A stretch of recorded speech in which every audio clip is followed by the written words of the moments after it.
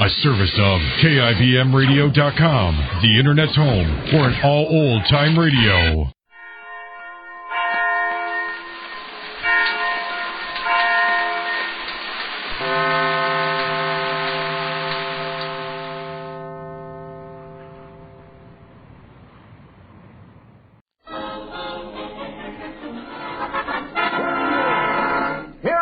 Folks, you laughed with him when he played the Marine in the movie Wake Island, and soon you'll see him with Alan Ladd and Brian Donlevy in 2 Years Before the Mask. He's Hollywood's magnificent mug. I came up the hard way. When I was 6 years old, the doctor discovered I had an extremely high IQ. But luckily, I grew out of it. The American Meat Institute presents William Bendix in The Life of Riley.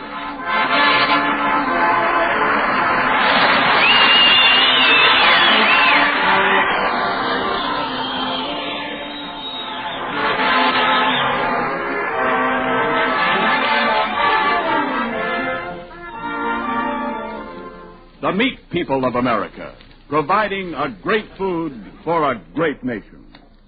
If all the areas of these United States devoted largely to pasture and grazing lands for raising your annual meat supply were put together, you could drop 20 states the size of New York on it and still have room to spare. Yes, sir, we're a nation of meat eaters, America.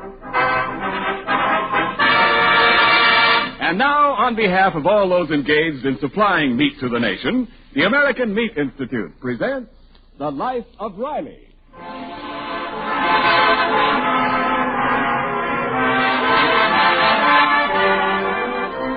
Right now, Riley and his friend Jim Gillis are talking about the big football game of the season, which to them means the battle next Friday between the Green Goats of the John J. Boskowitz Junior High School and the Maroon Maulers of Mazeppa Junior High. Listen to the enlightening debate. Yeah. Oh, yeah. Listen, Riley, I'm telling you, like a friend, them Boskowitz Green Goats ain't got a chance against the Mazeppa Maulers. Yeah, who says so? My boy Elmer says so. He ought to know. He's captain of the Mazeppas. The trouble with you, Gillis, is you're prejudiced. Family loyalty's okay, but just because your boy's on a team, that don't mean the team is going to win. Maybe so, Riley. But what makes you so sure the Green Goats is going to win? Because my boy is on the Green Goats. And he ain't just a beefy fullback like your Elmer. Junior's quarterback on the Goats. They call him Spark Plug Riley. I heard his spark plugs is full of carbon, too. No, not my boy. Junior's been giving his team some trick plays that are absolutely impossible. You don't need no play. They just take the ball and walk down the field with it, brushing off them Green Goats like flies. Yeah. You want to bet? I'll bet you $1 million that the Green Goats win. How much? $2. Riley, I wouldn't take your money on a sure thing. Put up your dough.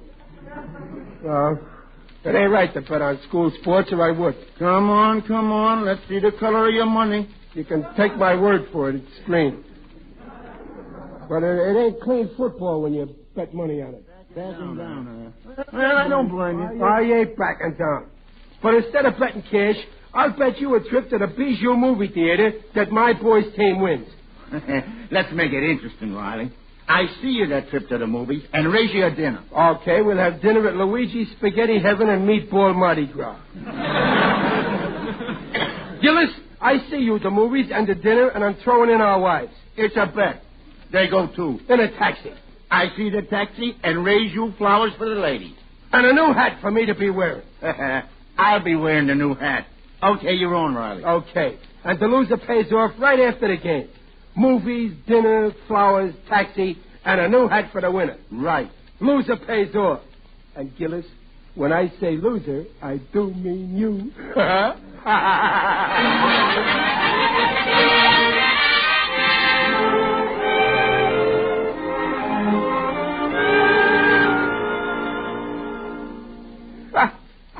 So, Peg, I foxed Gillis into a deal where he's taking us out for a big evening. Free, gratis, and for nothing. Well, that's fine, Riley, but How do you know this will all be on Gillis? Oh, that's very simple. With them trick plays of Junior's, this team can't lose. I'm not so sure. Junior's been acting kind of gloomy tonight. Oh, athletes always get worried. Where is he? In the next room, at the desk. Well, I'll go in and give him a little pep talk. A plus B. Oh, hello, Pop. Hello, Junior. A plus B over C minus D equals X. Hey, that's a real tricky little play you got on paper there. Yeah, it's tricky, all right. Only if I was you, I wouldn't send X through the center of the line between A and B. I'd make C throw a forward pass. This ain't football, Pop. It's algebra. Algebra. Junior, stop straining your brain with that stuff. You ought to be in bed resting your skull for practice tomorrow. I can't help it, Pop. I gotta hand this algebra in to Miss Jessup tomorrow. Then if I don't, she'll keep me after school, and then I can't practice. You gotta practice. How many algebra examples she give you to do? 50. 50? Where's that teacher's school spirit? How long you been at that algebra tonight? Half an hour. How many out of the 50 you got left to do? 50. That's sabotage. If it takes you a half hour to do one, it takes 2 half hours in an hour. It'll take you 100 hours to do 50. That algebra teacher ought to take arithmetic. Don't you know you can't get done tonight? I gotta get it done tonight. I'm going to phone her right now. Oh, no, Pop. You better not. Why not? She can't bluff me. I like to hear how she thinks a football player can do 50 algebras a night and still make any first downs. Well, Pop, she didn't exactly just give me this algebra to do all tonight. Well, you said it had to be all in by tomorrow. Yeah, but she kind of handed it out the first of the month. I kind of forgot it until tonight. Junior, leave this be a lesson to you. Don't put off till tomorrow what you should have done last month. Oh, yeah, but... Junior, look, I work at a war plant. If I didn't do my job right last month, putting in every rivet I was supposed to, you know what would be happening today? American pilots would be flying over Germany without planes.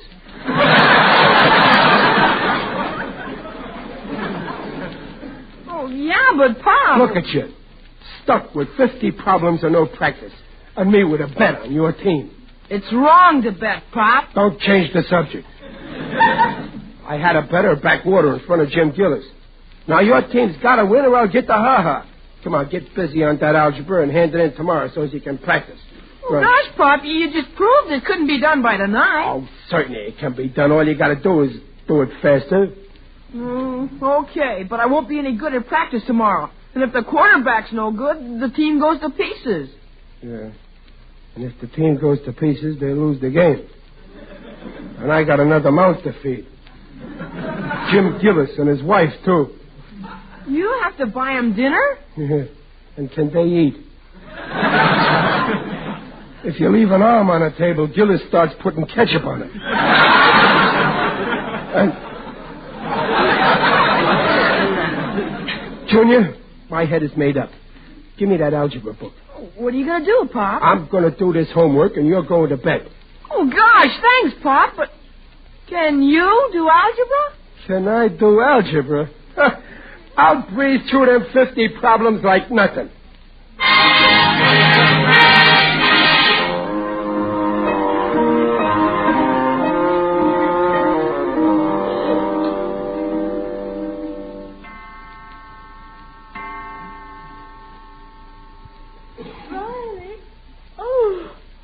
It's 3 o'clock in the morning. Aren't you through with that algebra yet? Well, no, not quite. I had 50 problems to do, but I'm in the home stretch. How many have you left to do? 45. Oh, Riley. You only did 5 in 6 hours? Oh, is it very hard? Well, you know, in algebra, they ring in a lot of letters on you. I get along okay with A, B, C, and Y, Z, but they keep asking me to find X. What do they do with X when they find it? I sort of forgot. Well, I don't know, but they think they gotta have it then. It's tough to find X because it's what they call an unknown quantity. How am I going to find something when a guy that wrote the book admits he don't even know what it is? But But that's what algebra teaches, dear. How to discover something you don't know. Yeah. Well, ever since I was in school, they've been looking for X. If they ain't found it in all this time, I don't know how they expect me to get it in one night. Oh, maybe you better get your sleep, Riley. No, nothing doing. I'm no quitter.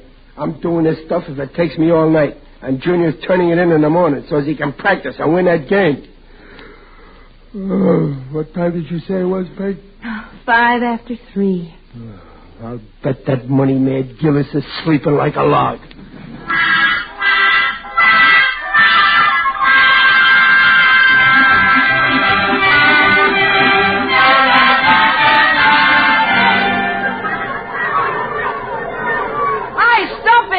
Junior. Don't forget practice today and right after. Okay. Secret signals and trick plays. Tell the team. Gotcha. Listen, Junior, I don't know if I can get to practice. I'm afraid Miss Jessup is going to keep me in on account I haven't got my algebra. Stop it. You should have done your homework. Oh, yeah? I suppose you got yours done. Sure, I got them all done. You want to see them? Okay. Look at my book. Well, I'll be a monkey's uncle. Hey, Walleyes, look it. Riley's got all his algebra done. Come on, Riley's got his algebra. Ah, now you done it, Stumpy. They're all gonna copy my answers. So what? You don't want one of your own team kept that after school, do you? Oh, no, but... Hey, Riley, nice work. Come on, guys. Let's get Riley's answers down fast. Then we all get to practice today. Come on, Hey, guys. wait, fellas. I ain't giving the whole school my answers. Of course not. We'll keep them private. Yeah. Just between us 11 guys and the team.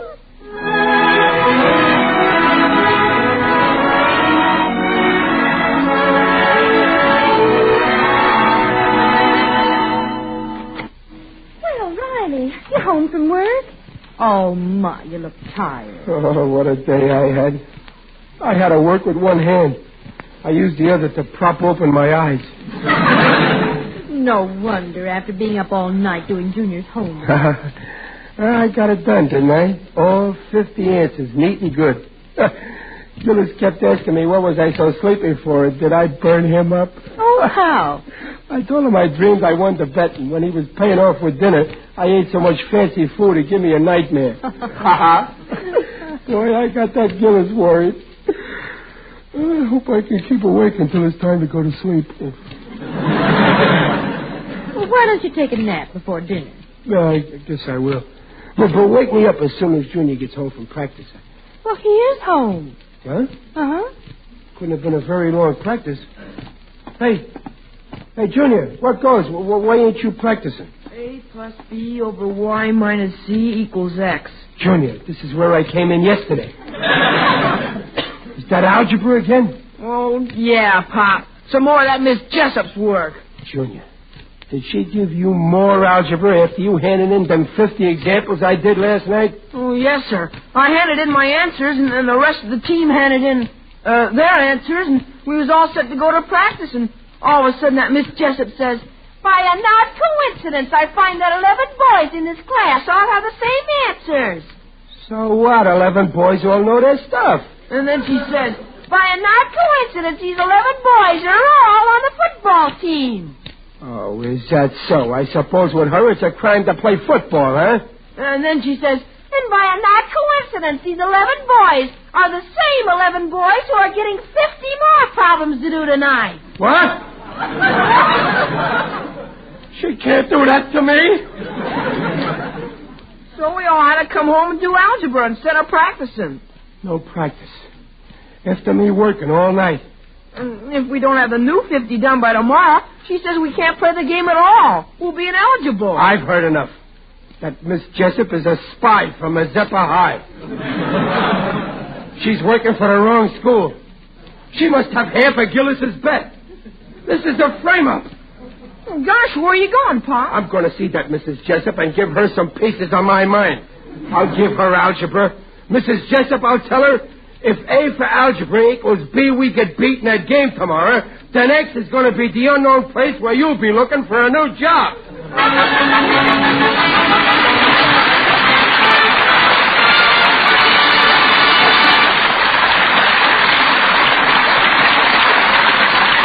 In a moment, we'll see what happens when Riley locks horns with Junior's algebra teacher. But right now, this is Ken Niles, O.M. orator for meat. Well, the other evening at rehearsal, two of our girls in the cast, during a breathing spell, were talking over the home food situation. I came up just in time to hear this one. If you're a bridge player, you'll get it. You know, one of them said, I believe it was Peg, when in doubt, lead hamburger. Well, that lead wins the trick every time as far as I'm concerned. Because look what you get in hamburger. All meat. Sizzling, glistening brown, easy carving, not a bone in a carload. A homey flavor that rings the bell any place, any time. Remember, in buying meat these days, you may not always get the kind and cut you want because large shipments of meat are going to our fighters and our fighting allies all over the world. But your meat man usually has that good, tender, easy cooking, easy eating hamburger. You like it. Junior likes it. Dad likes it. I like it. William Bendix likes it. Lou Kozloff is a hamburger fiend. So, help yourself to hamburger, and along with highest quality eating, get proteins of highest quality, the kind all meat is noted for.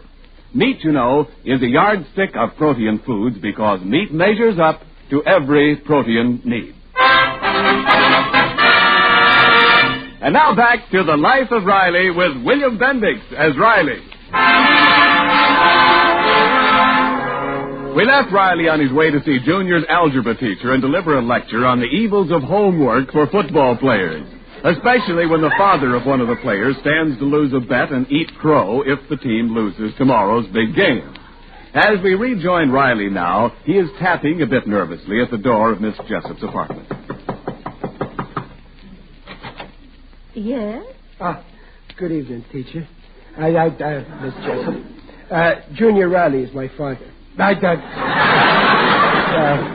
His father. I mean, I am. Oh, well, do come in, Mr. Riley. I'm always glad to meet the parents of my pupils. I hope you'll excuse all these papers on the floor. I'm doing some homework. Homework? Who makes you do homework? The principal? Well, it's my job, Mr. Riley. I have to correct and grade all the homework done for the class. But sit down, do. Oh, thanks. Miss Jessup, I'm here to say something about Junior's homework. That's very thoughtful of you. It could be improved. No, doubtless you are very correct, Miss Jessup. But on the other hand, how about football? And what's with all this algebra? You can't put algebra up on the scoreboard against them Mazeppas tomorrow. Perhaps not, Mr. Riley. Nor can I put a home run on a student's report card. Home run? Miss Jessup, don't you know nothing about football? Very little, I confess. I went to a girls' college several years ago. To me, football is a superfluous adjunct to the curriculum. After all, what is football? What is curriculum?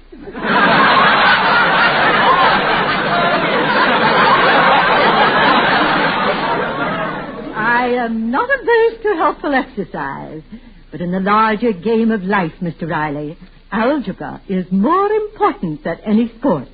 Who to? Pardon me? I say who to is the more important to. You know, you never see no algebra scores in the newspapers, do you? No, but no. You never heard no big cheering section in the grandstand yelling, block that unknown quantity.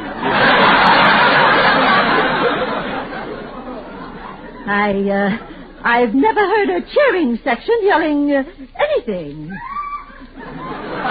Miss Jessup, are you kidding?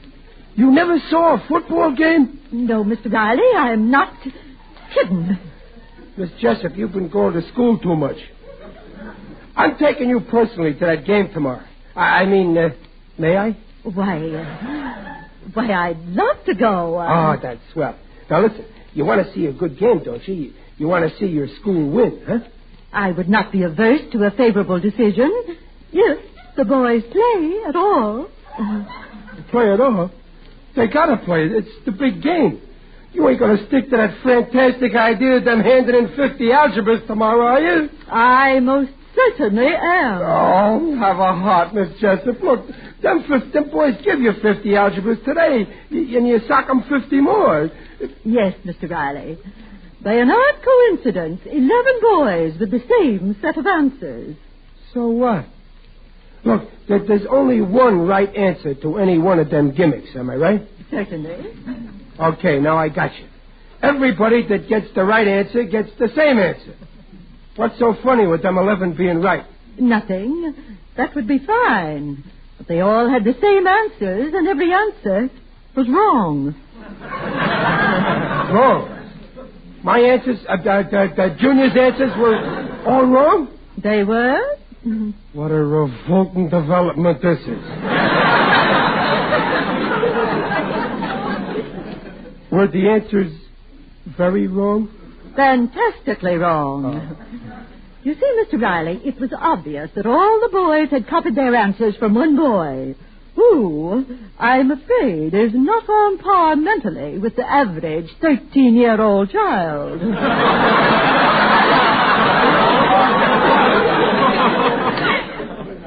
He ain't, huh?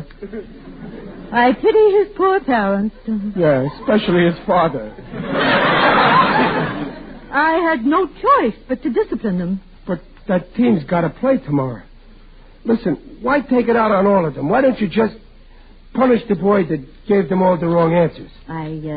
Well, I could do that if the boy would confess. You would? Yes, because then I could talk to that boy and make him promise to stop spreading ignorance among my pupils. Okay.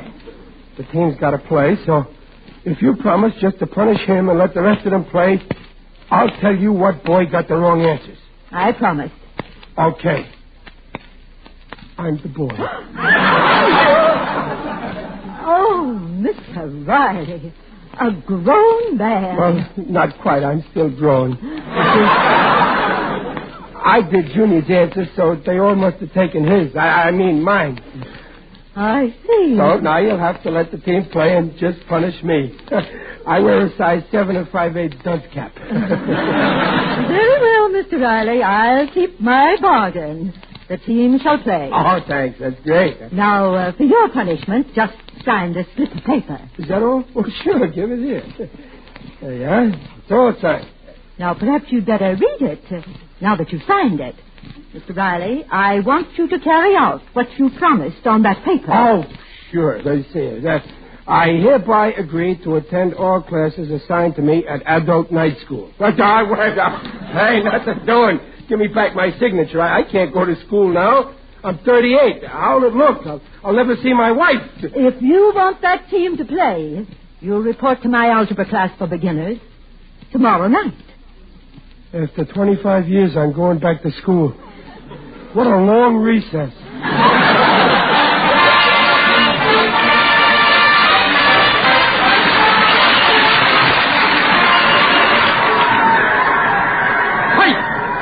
Green and white. What's that whistle? Time out.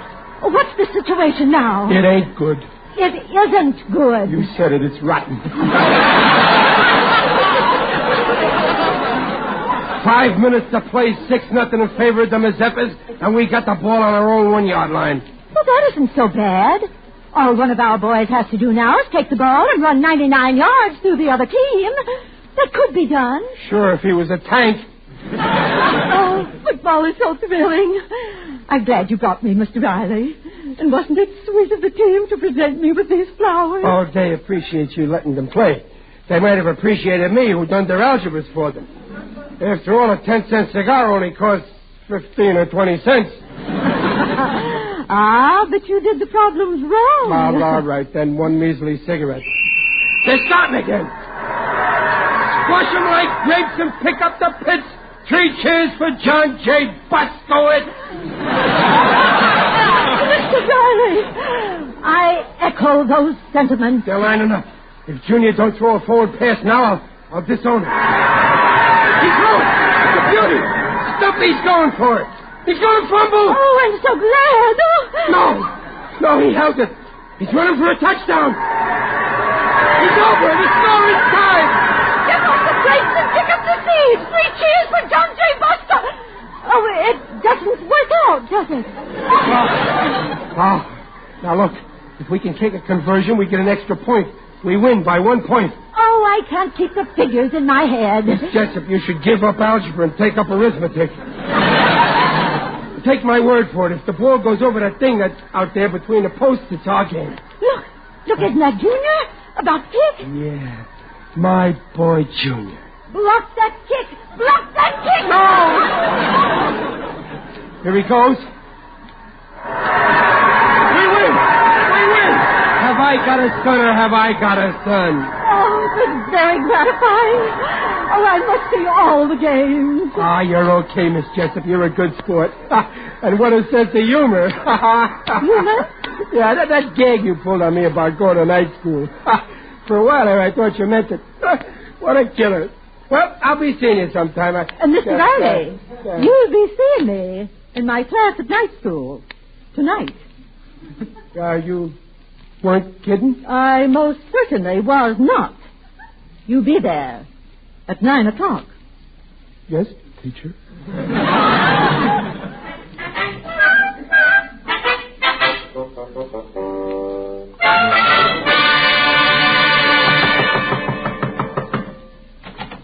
Well, here I am, Riley. The taxi's outside with the missus, and I'm here to pay off the bet. Bet? Oh, yeah, Gillis. You're taking us all to the movies and dinner. Yeah, right. You know, the ghost was covered with horseshoes, but they won, and I'm paying off. Friday, we said, right after the game, huh? Oh, here's your flowers, Mrs. Riley. Come on, Riley, let's go. You go on, Peg, and take Junior instead of me, huh? Nah, come on. What's wrong? Oh, listen. Here's your new hat, too, Riley. It's the biggest I could get. Size 7 8/8. Hey, what are you doing with all them books in the bookstore? Oh, I'm getting ready for school. School? At your age? Age has got nothing to do with it. It's ignorance that counts.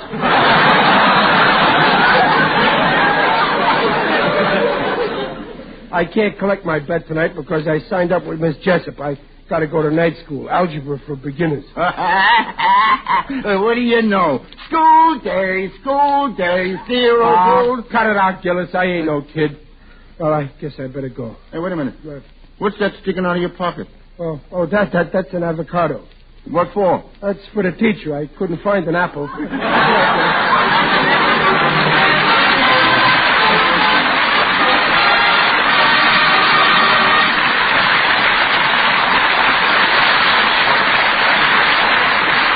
Rileys will be right back.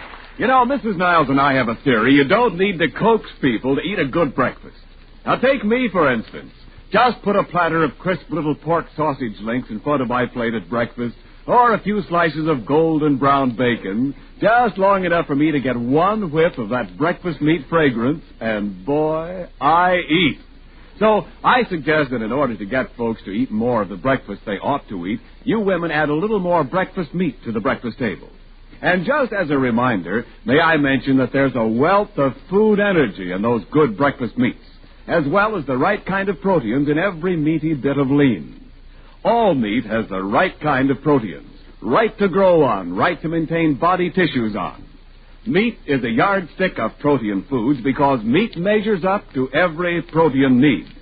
And remember, the nutritional statements just made are accepted by the Council on Foods and Nutrition of the American Medical Association.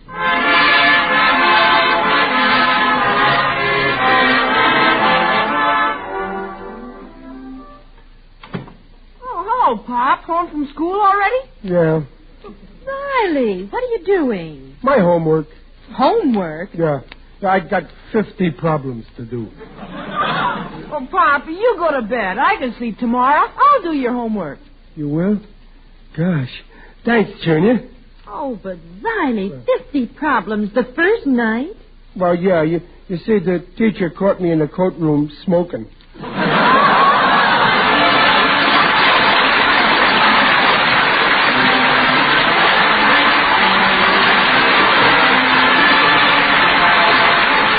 Next week at the very same time for a lot more laughs when Riley becomes a pilgrim and heads for the woods to shoot a Thanksgiving turkey.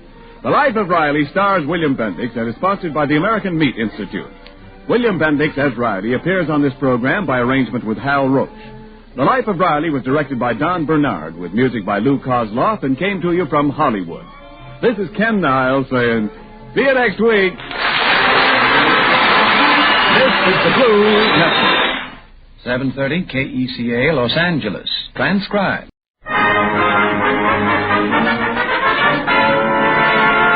Here he is. In the movie Wake Island, he was the Brooklyn Marine. In Abroad with Two Yanks, he's Biff the private. But tonight, he's just another American citizen looking forward to good old Thanksgiving Day. Yeah, and I got plenty to be thankful for.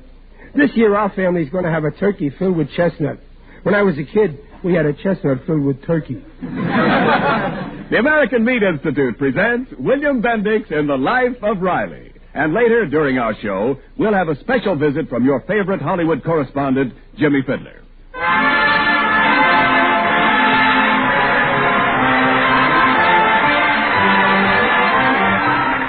On behalf of all those engaged in supplying meat to the nation, the American Meat Institute presents The Life of Riley with William Bendix as Riley.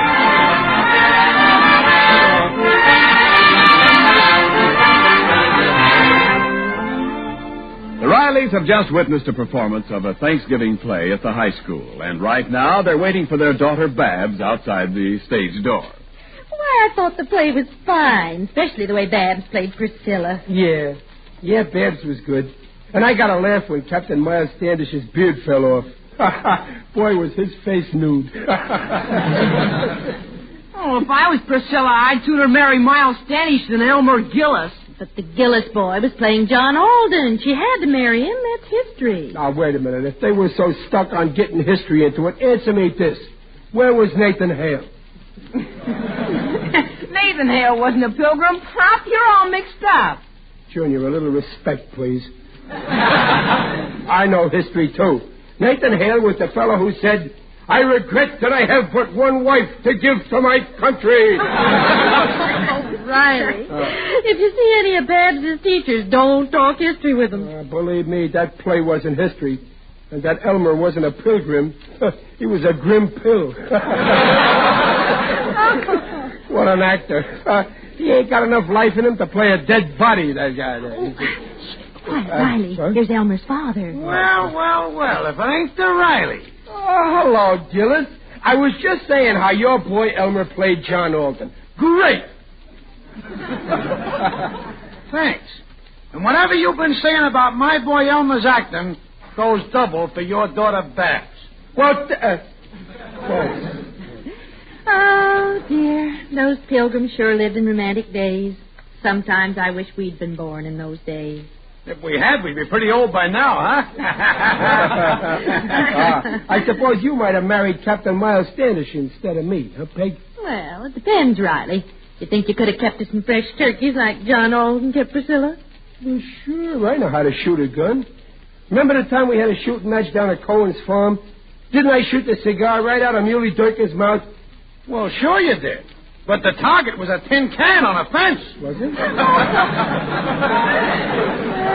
Oh, yes, Riley. If I was a turkey, I wouldn't be worried when you came around. There's a woman's logic for you. Look, Peg, we're married, ain't we? If you was a turkey, I'd be a turkey, too, and turkeys don't go around shooting each other. Now, you take me, Riley. Every year I go up to Antelope Valley. I shoot a gobbler for Thanksgiving. Oh, you do? Well, sure. Ask my wife. You hear that, Riley? What he can do, I can do. Huh? Well, sure you can. Just the same, I'm getting our turkey from Jake's Market. Now, listen. Hey, Peg, where you going? Oh, I'll be right back. I'm just going inside to see what's keeping bad. Oh, wait a minute. I'll go with you, Mom. Look, Gillis, what's the idea of tearing me down in front of my wife? Telling them cock and bullet stories about shooting turkeys, huh? Well, it's true. If I'm lying, may I never see my landlord again.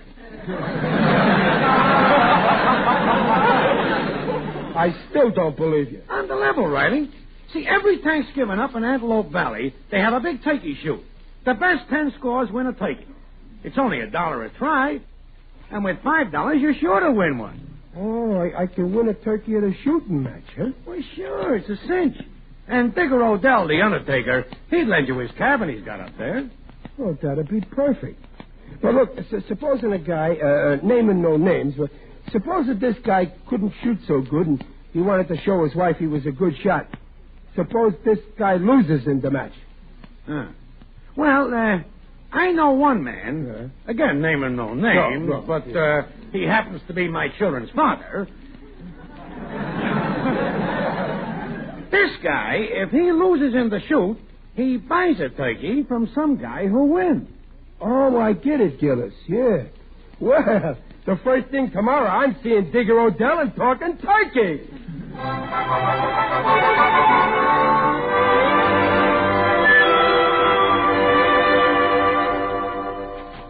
Good morning, Digger. Glad I found you home. How's my favorite undertaker? Glad to see you, Riley. You're looking fine. Very natural. I feel good. Say, Digger, I got a favor to ask you about Thanksgiving. Ah, Thanksgiving. Roast turkey, cranberry sauce, gravy. I adore Thanksgiving. It's so gay. Yeah. Well, I want to prove to my wife that I'm a good shot, so could I borrow your place up in Antelope Valley this Thanksgiving, please? Huh? Certainly, Riley. Glad to be of help in your hour of need. In my profession, we have a slogan. The good that you do to people will come back to you in the end. And so will the people. Riley, you'll enjoy my ranch. Ranch? Say, how big is this place of yours? It's a mile long by 15 feet wide. The land used to belong to a railroad, but they moved over to straighten the track. Well, that's a kind of an odd shape, though, isn't it? Yes, long and narrow, but very comfortable. Yes, Personally, I adore it. The wide open spaces, the bracing air, the smell of wood smoke to sharpen the appetite. It makes you feel so alive. Well, I got to be going, and thanks for everything, Digger. Cheerio, Riley. Oh, bury me not on the lone prairie.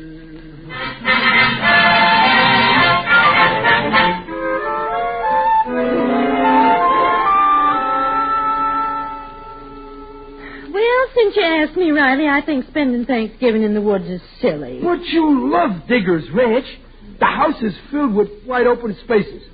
You got to brace yourself against the fresh air because your lungs are filled with wood smoke. And it makes you feel as if you were alive. Well, maybe. But I still think we better stay home on Thanksgiving. Oh, nothing doing. I'm going to make you take back what you said about me being a bad shot. I'm going to win at that shooting match. Oh, well, I don't mind going, but couldn't we buy a turkey and bring it up there, just in case? Stop worrying, Peg. I guarantee to bring in a turkey. If I don't, I'll eat my hat. Save the crown for me, Pop. Junior.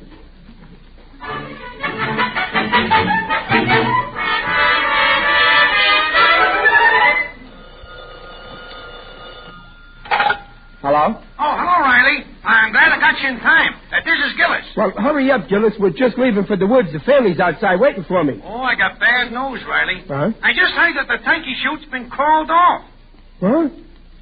They can't do this to me. What am I going to do now? Call the trip off. I can't back out now. I've been bragging so much about what a good shot I am. If I don't win a turkey, I'm a dead duck.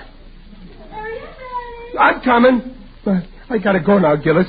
Maybe I'll think of something on my way to the station. Riley, who was that on the phone? Gillis. Oh, is anything wrong? No. Well, then why are you looking so gloomy? Well, Gillis was just telling me about a nice family he knows that may be without a turkey for Thanksgiving.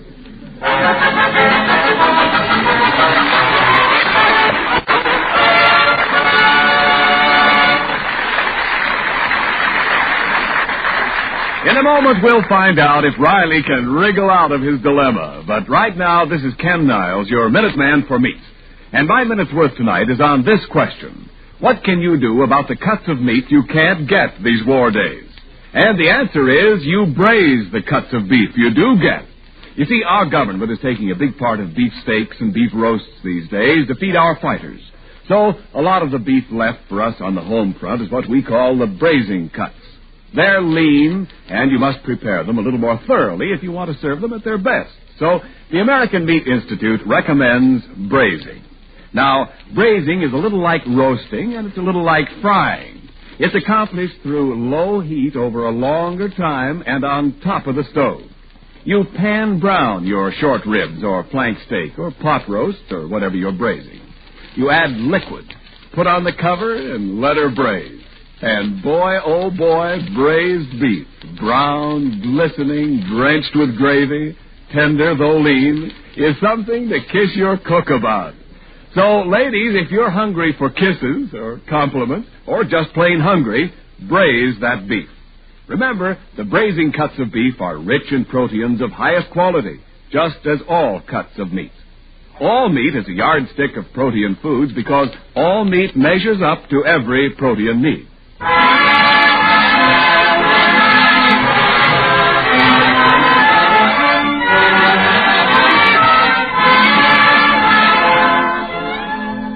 Well, it's Thanksgiving morning, and the Rileys are at Digger Odell's cabin in the woods.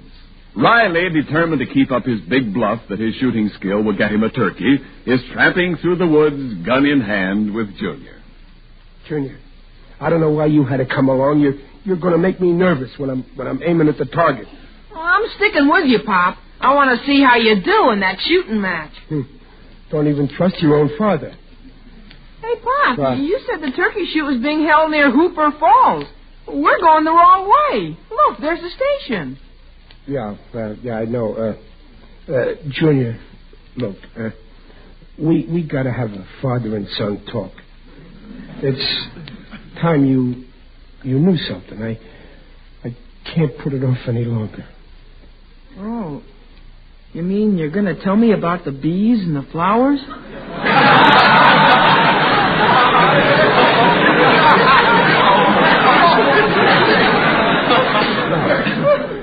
Now, Junior, about the birds. One particular bird, a turkey. Look, Junior, we always been good friends. With us, it's been one for all and every man for himself. It's always going to be that way, right? Okay, Pop. What is it you don't want me to tell Mom? You don't have to be so blunt. But you see, the turkey shoot was called off. You mean we aren't going to have a turkey? Well, it looked that way at first, but just before we got on the train, I got a big idea. I phoned Jake's Meat Market from the depot, and I fixed it with Jake to ship a turkey up here on the morning train. Now I pick it up at the station and tell your mother I won it at the turkey shoot. Ha, ha, ha, ha, what a rib. What a fib. Well, after we're all full of turkey, I'm going to tell the truth. Oh, here's the station, Pop. Oh, yeah. Gosh, I don't see it outside, and the station's locked. Well, somebody's got to be here. How am I going to get my turkey? Wait. Here's a note on the window here. Closed today. Closed? No, they can't do this to me. Oh, Pop, now we ain't going to have any turkey, and it's Thanksgiving. Thanks, Junior, for keeping me informed. Oh, well, Pop, let's go home. Oh, Junior, I can't go home without a turkey, so now I'm really going hunting. But, Pop, there's no turkeys in these woods. Well, there's other games to hunt. There's deer. Deer? But we'll never get it home. A deer's too big. Oh, all right, then. I'll shoot a rabbit. They're smaller. Oh, you couldn't shoot a rabbit. They're too fast. Yeah, well, then keep your eye open for a turtle.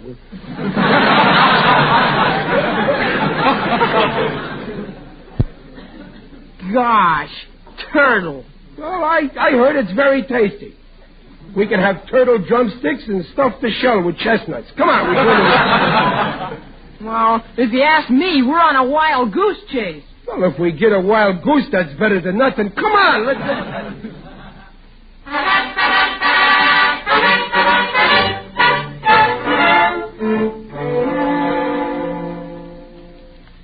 Gee, we've been walking for 4 hours, and here we are, back at the train tracks. Yeah.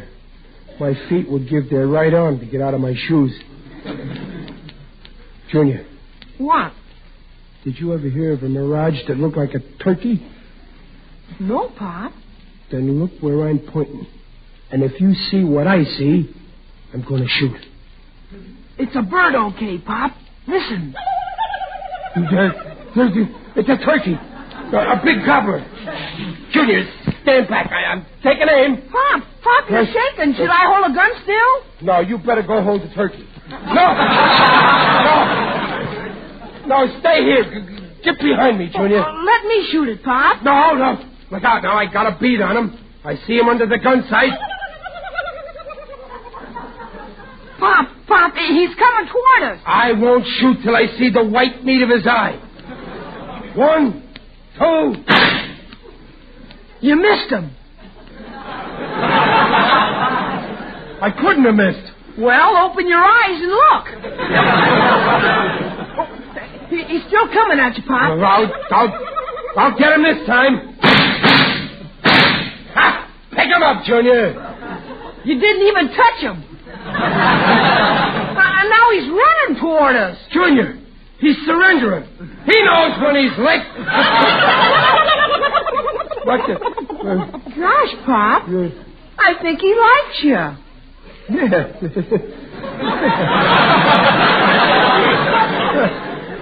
I can't shoot no bird that gives himself up, can I? Now, go away, Turkey. Shoot. Right. Turkey, stop trying to kiss me. Go on. Hey, Pop, look, there's a tag on his leg. Well, read it. Let's see. My name is Sultan. I belong to Patty Kane, age 7. Please do not feed me. Feed him? I wanted him to feed me.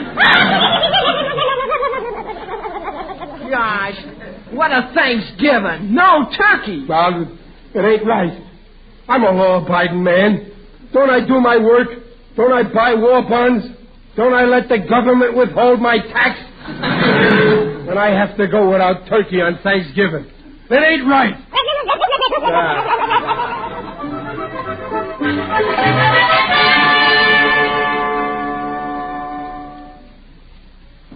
Boy, that cabin sure looks good, don't it, Pop? Well, I gotta go in and explain to your mother about no turkey. This is what I get for trying to be a smart aleck. Huh? Here goes. Riley, Junior, where have you been? Peg, I've been thinking. Why don't we all go on a diet, starting today? A foodless diet. Well, we can talk about it after dinner. Meanwhile, the turkey's getting cold. I think, did you say turkey? Of course, turkey. In the dining room on the table. Turkey? Gosh, Junior, look, what a turkey. Oh, Mom, did you shoot it? Yeah, Peg, how, when... That was some joke you played on us, Riley, you clever thing. Station master said you had it shipped up here from town, and he knew we'd want it today. Brought it here himself. Yeah. Ain't that aeronautical? Hey, Pop, your neck's getting red. That sunburn left over from last summer, Junior. Well, dinner's ready, Daddy. Okay, folks, grab your chairs. Every man for himself. Come on, pull them out there. Oh, it looks delicious. Start carving, Pop. Okay, let me have that carving knife. Dr. Riley wanted in surgery. Folks, just to make sure everybody gets enough turkey, I'm going to give you your second helpings first. Riley. Huh? Haven't you forgotten something? Huh? Oh, yeah. I almost forgot. Well, here it is, another Thanksgiving Day. We have plenty to thank you for. For our food, and for our work that earns it, and most of all, for all of us being here together. Some families are pretty far apart today. If you could see your way clear to bring them back together again pretty soon now, we'd be mighty grateful for that, too. We thank you for letting us live in a country where there'll always be a Thanksgiving Day. And if you'll help us, well, we'll do all we can so that someday there won't be any place in the world where people can't live in peace with each other. Amen. Amen.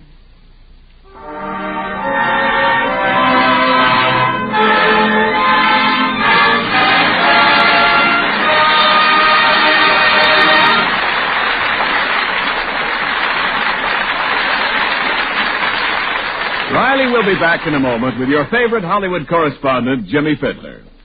And remember, folks, all meat, regardless of cut or kind, has the right kind of proteins to build and rebuild body tissues. That's what makes meat a yardstick of protein foods. It measures up to every protein need. And may I add, the nutritional statements just made about meat are accepted by the Council on Foods and Nutrition of the American Medical Association. Attaboy, Ken. Folks, this is Bill Bendix welcoming Jimmy Fiddler, who has a special message for us. So, Jimmy, on behalf of all the Rileys, welcome. Our microphone is yours. Thank you. Thank you very much. Ladies and gentlemen, Thanksgiving Day is almost here. Perhaps if you have loved ones overseas and if there'll be empty chairs at your table on Thanksgiving, you may think you haven't much for which to be grateful. Perhaps food rationing, gas rationing, shortages here and shortages there have aggravated you. If that's true, open your minds and your hearts. We Americans have plenty to be thankful for. We can be thankful that we have freedom of the speech. We can be grateful for free press, for free screen and radio, freedom to worship God as we wish. Thankful that we can laugh and can speak our minds without fear, that we can say no and not be forced to say yes at the point of a bayonet, like the people of Germany and Japan. We can be thankful that our cities and homes haven't been bombed and that our babies haven't gone hungry. We can be thankful that the men who lead us today are now determined that there shall be no more wars, no more death and tragedy and famine. Let's protect this magnificent freedom and prove our thanks by buying war bonds, buying them till our pocketbooks are pinched. Good night.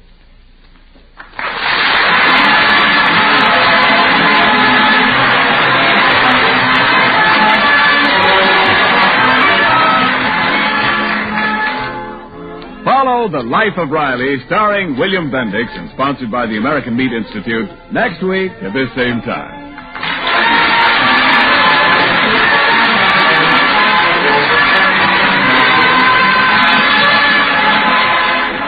This is the Blue Network.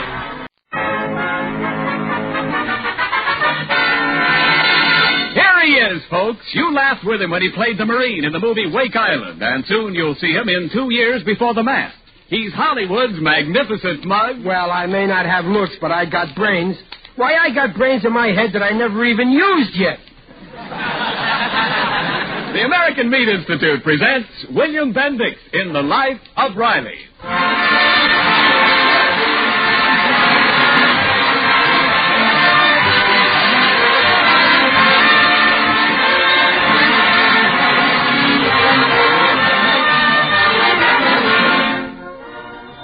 The meat people of America, providing a great food for a great nation.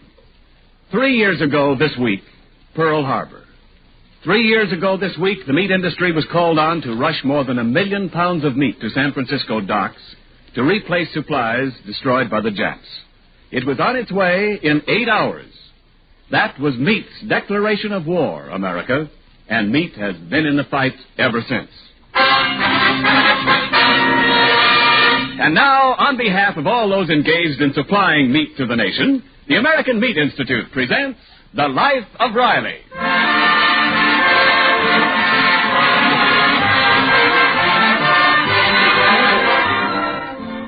Well, it's lunchtime at the Los Angeles Aircraft Plant where Chester A. Riley employs his talents as a riveter. At the moment, Riley's own private debating club is in session, the members being Riley and his co-worker, Jim Gillis. And the topic for today is their usual one, the respective virtues of their sons. Say that again, Gillis. Okay, but I already said it 4 times.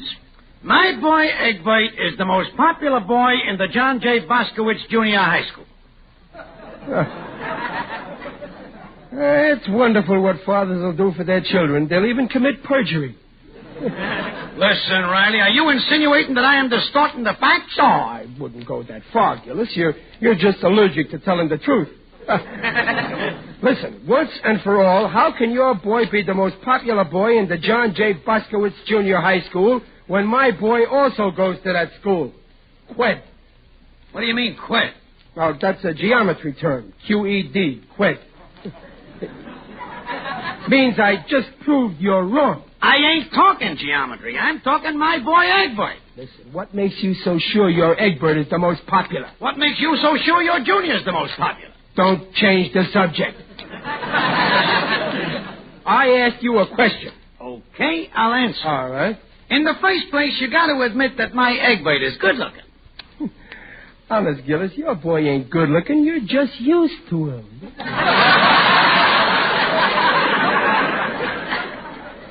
I ain't used to him. He's good looking. Well, if your Egbert is good looking, it's thanks to my junior. He straightened out his teeth for him. Now, don't get sore, Riley. This is just a friendly discussion.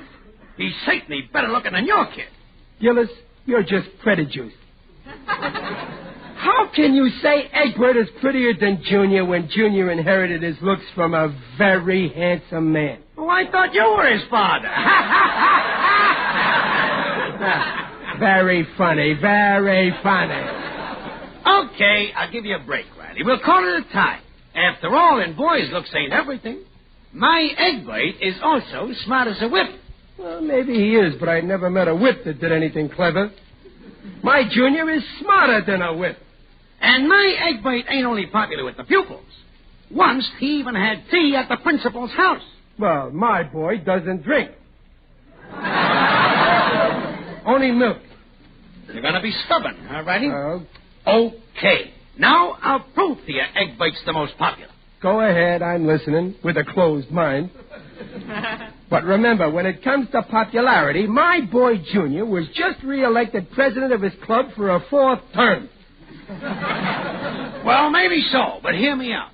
You heard about the pre-Christmas dance the school is giving? Yeah, only this year they're having it before Christmas. My Junior's going. Well, so's my Egbert. Now, tell me, Riley, ever hear of a little girl in the 8th grade by the name of Marilyn Morris? Well, sure. My Junior's got a big crush on her. She's very popular, huh? Mm-hmm. And all the boys is dying to take her to the dance, huh? That's right. So it figures the boy she goes with must be the most popular. You agree? Well, sure. Now, I got you. I'll bet you Marilyn will go with my Egbert to the dance. She will not. I'll bet you she'll go with my Junior. We'll see.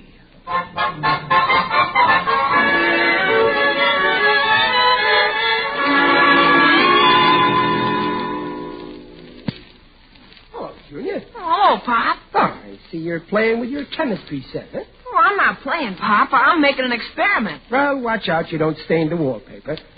When we rented this house, the landlady took inventory and counted all the spots on the wall. What are you trying to do, anyway? Oh, I'm trying to combine the sodium in this test tube with the chlorine in this retort to make NaCl, salt. What kind of an education are you getting?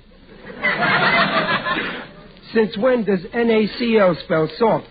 That spells knackle.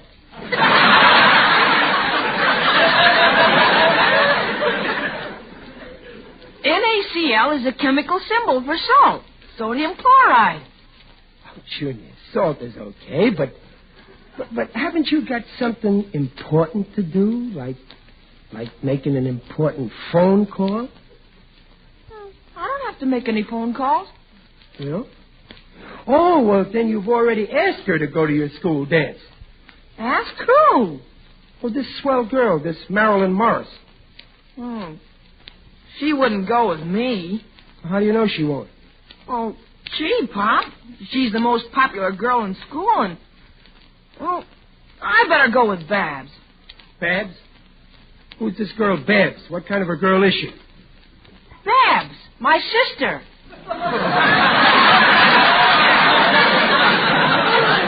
Oh, yeah. You will not take your sister. I refuse to allow any fellow with as little nerve as you got to take out my daughter. Oh, gee, you think I want to take my own sister to the dance? I'd rather take Marilyn, but every time I get to the phone to call her, I get a funny feeling. Like butterflies in my stomach. Oh, so that's it. You got an interior complex. Sit down, Junior. I think I can help you. Yeah. Son, every boy has got to face certain dangerous things in his life. First, you had measles, then you had chicken pox, then you had the mumps, and now it's time for girls. What's your phone number? Evergreen 4321. But, Pop, I like girls, but when I have to talk to them, I get scared. Weren't you ever scared like that, Pop? No, not about phoning them. The only time I was ever scared of a girl was when I proposed to your mother. Right in the middle of the proposal, I forgot what I wanted to say. Oh, what did Mom do? She prompted me. Junior, it's silly for a guy to be scared of a girl of the opposite sex. Now go on. Go phone this, Marilyn. Go ahead. No, I can't, Pop. Not now. Now, listen, Junior. Hello, Dad. Oh, hello, Dad. Listen, will you tell this brother of yours not to be afraid of phoning up Marilyn and asking her to the dance? Oh, I have been telling him, but it's no use. He's scared silly. Oh, cut it out. Go on, Junior. Phone. There's nothing to be scared of. I'll tell you exactly what to say. When Marilyn answers, the first thing you say is, hello. That'll kind of break the ice. Then you say, listen, Marilyn, I'm taking you to the dance, and I won't take no for an answer. Oh, no, Dad. You must never say that to a girl. Please, Babs, don't tell me what to say to a girl. Remember, I've taken out more girls than you have. Well, all right, if you want to ruin everything. Now, you listen to me, Junior.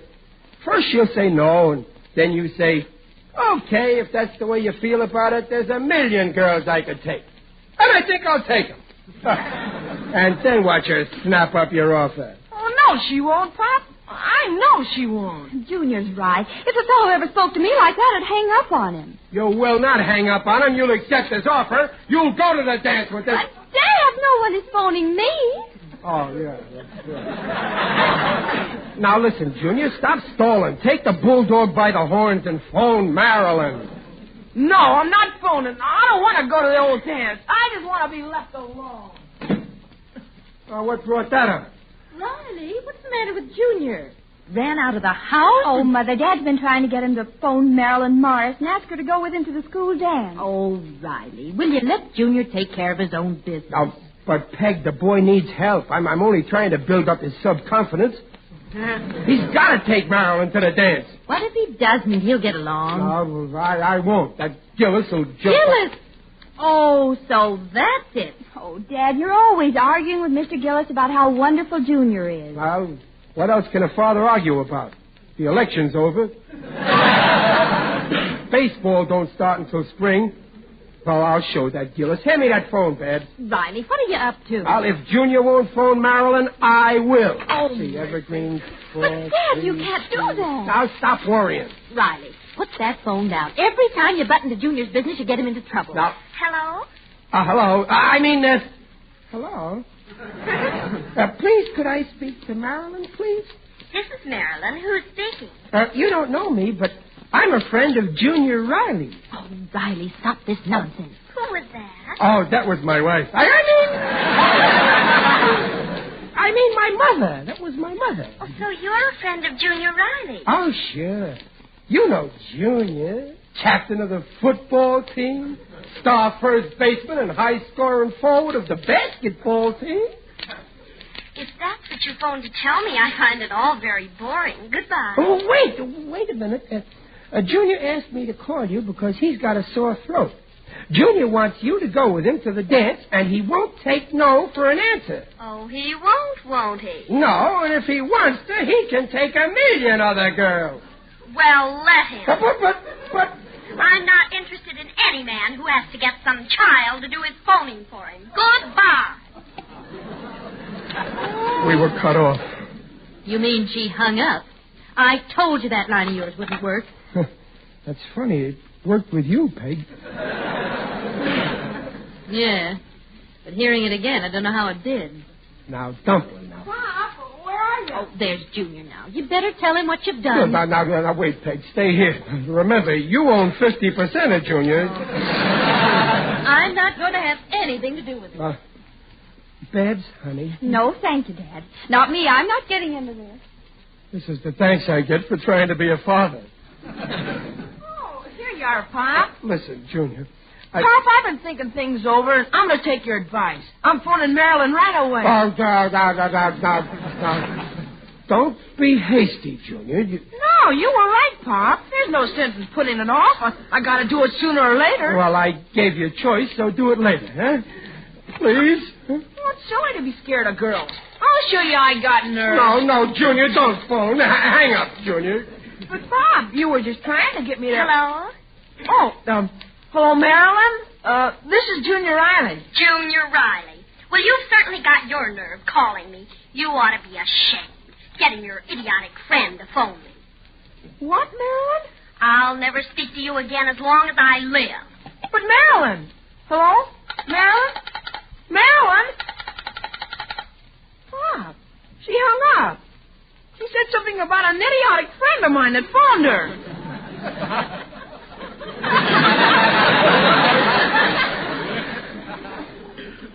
Bob, what's the matter? Your face is getting red all over.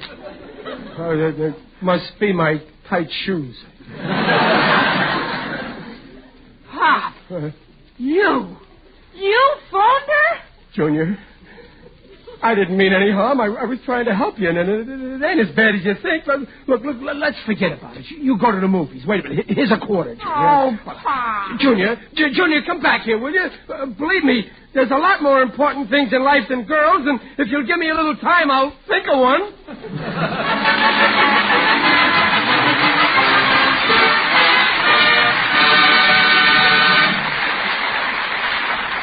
Well, Riley certainly has messed up his son's social life, at least temporarily, and there will be further developments in just a moment. Right now, this is Ken Niles speaking for the American Meat Institute. It was just 156 weeks ago today that the most shocking news of a lifetime started crackling out of our radios. Pearl Harbor. You know that our nation was immediately galvanized into action. You know that the miracle of American production is why we are on the winning side of the war today. Now, what happened to the meat industry at the time of Pearl Harbor? Well, at 9:30 Monday morning, after the Japs had hit and run, the Chicago Quartermaster Depot received an order to purchase 1 million pounds of meat, boned, frozen, and boxed for immediate shipment to replenish supplies. Contact was made at once for the meat packing companies. By 5 o'clock the same day, cars loaded with 1 million pounds of meat were rolling toward San Francisco. Since that time, meat has been mobilized for war. Better than 10 billion pounds of meat have rolled to American ports and camps of war. More than 7 billion pounds to our fighting allies, over and above supplies for the folks at home. Why do our fighters need meat to fight on? Why does our home front need meat to work on? Because meat provides essential body-building proteins. In fact, meat is called the yardstick of protein foods because meat measures up to every protein need. And now back to the life of Riley with William Bendix as Riley. Well, Riley put his foot in it again. His attempt to get a date for his son Junior for the school dance by phoning Marilyn Morris and pretending to be a friend of Junior's ended in disaster. Now Marilyn won't speak to Junior, and Junior won't speak to his father. My own son, and he won't even talk to me. It's your own fault. I even offered to mow the lawn for him. He didn't say a word. Well, he'll get over it in a day or two. Now stop worrying. And if your friend Gillis teases you I ain't worried about Gillis. It's what I done to Junior. Well, next time, don't butt in. Well, we got to go and hang out the wash. I'm going to stay flat on this couch and turn this over on my head. Who's that? It's me, Digby Odell. Oh, the door's open. Huh. It ain't my favorite undertaker. How are you, Digger? Excellent, Riley. You're looking fine.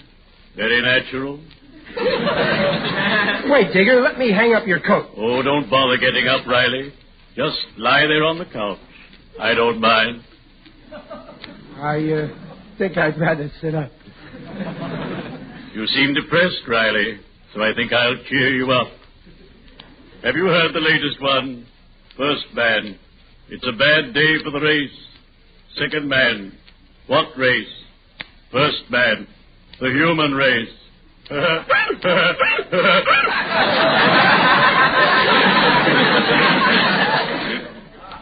Isn't that a scream? Yeah, I think I'll lie down again. What's wrong, Riley? I can see something is troubling you. Well, yeah, something is. Riley, you can trust me. I won't tell it to a living soul. Well, Digger, it's all on account of a dance. Oh, a dance. Yeah. The Tup-Tup-Sickaree. I adore dancing. It's so gay. Well, this one ain't going to be for Junior. You see, he was afraid to ask a certain girl to this dance, and so I phoned her and made out I was a boyfriend of his, and, well, I spoiled everything. It isn't hopeless, Riley. If I were Junior, I'd dig up another girl.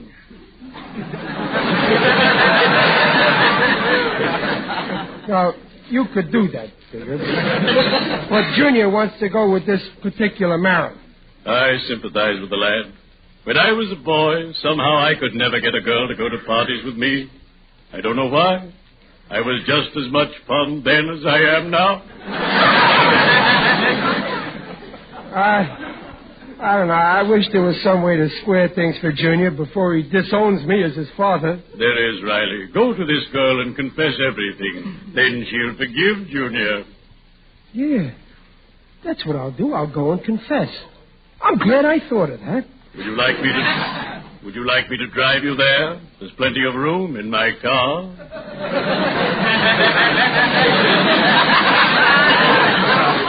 No, thanks, Digger. I'll see it through alone. This is my funeral. Oops, that reminds me I have an appointment. Well, cheerio, bury me not on the lone prairie.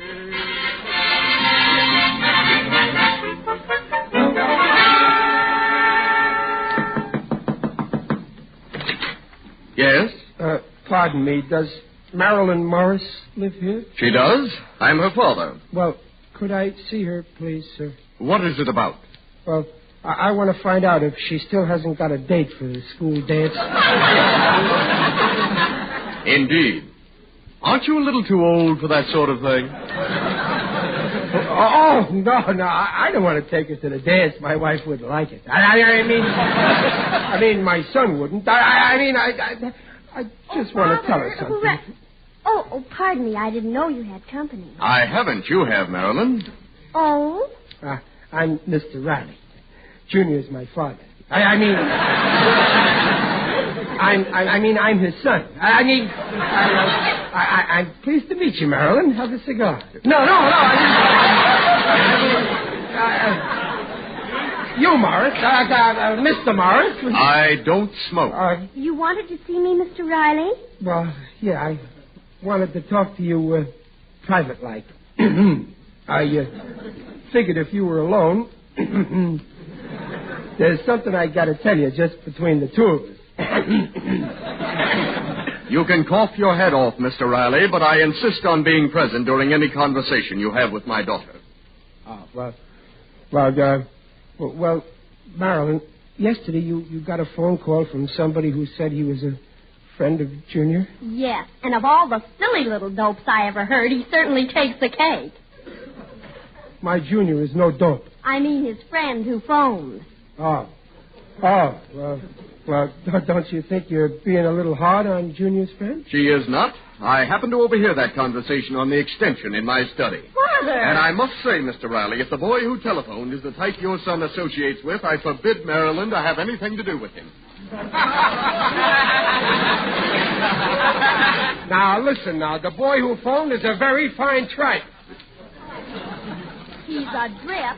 I wish I knew who it was. Well, that's what I come to tell you. You know? Yeah. I'm the drip. You? Yesterday, I wouldn't have believed it. Today, I do. Well, you see, Junior was dying to ask you to the dance, but he was too scared to phone you, and so that's why I did. He didn't know anything about it. Oh, I see. Oh, I wish I'd known. I wouldn't have spoken to Junior the way I did. Oh, I'm sorry. Oh, then you ain't sorry, Junior? Of course not. You forgive him, huh? Certainly. Oh, well, okay, then it's all settled. Junior will call for you, 8 o'clock, Saturday night. Oh, no, I can't go with him to the dance. I'd like to, but I can't. Oh, why not? I've already accepted a date with Egbert Gillis. What a wonderful pal I turned out to be. For Egbert Gillis.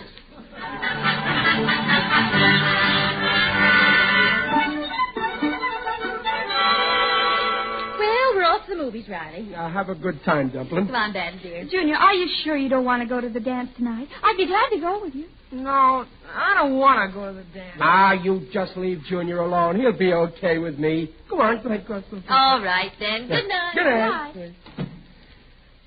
Oh, cheer up, Junior. Tonight us men are going to make a night of it, huh? How's about starting off with a snappy game of checkers, huh? I don't feel like checkers.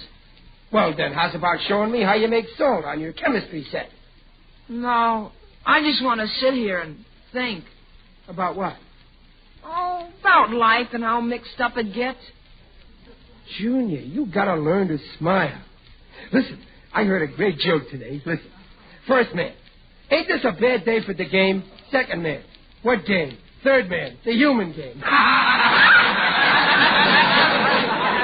Ain't that funny, Junior? Yeah, Pop, it's hilarious. I told you I'd cheer you up. Now let's put... Oh, I'll get it, Junior. Oh, it's you, Gillis. Good evening, Riley. Oh, take it easy, Riley. Don't close the door on my foot. Oh, I'm very sorry. Come on in, Egbert. Hello, Mr. Riley. Hello, Junior. Hello, Egbert. I know why you're here, Gillis. All right, go on. Go ahead. Gloat. Oh, no, Riley. I wouldn't come for that. We just happened to pass by on our way to pick up Marilyn, so I figured maybe I could give Junior a lift to the dance. Oh, that's very thoughtful of you, Gillis, to go 4 miles out of your way and use up a half a gallon of General Eisenhower's gas. But it so happens Junior ain't going to the dance. Him and me are sitting this one out. You don't say? Yeah.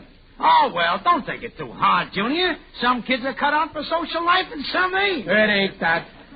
Junior's got more important things to do than go dancing. He's staying home tonight to work out some chemistry experiments. He's going to make salt. What for? You can get a whole pound for a dime.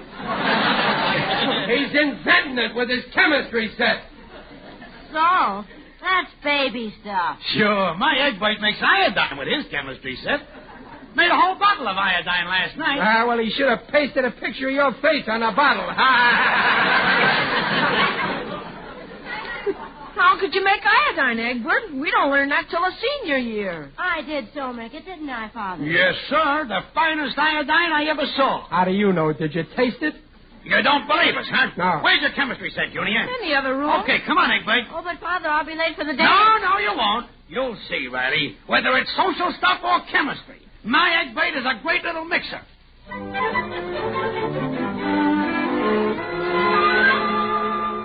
Well, Egbert, when do we get the iodine? In a minute, Father. Just as soon as I heat this test tube. Egbert, I think you made a mistake. You should have... I know what I'm doing, Junior. Sure, Egbert knows what he's doing. Junior, don't interfere with Monsieur Egbert Pasteur. Come on, Egbert. We're waiting. Come on. All I've got to do is hold this flame under the test tube. Just roll out! Egbert! Oh, I'm all right, Father. I'm not hurt. I guess I made a mistake. Egbert, where are your eyebrows? I don't see your eyebrows.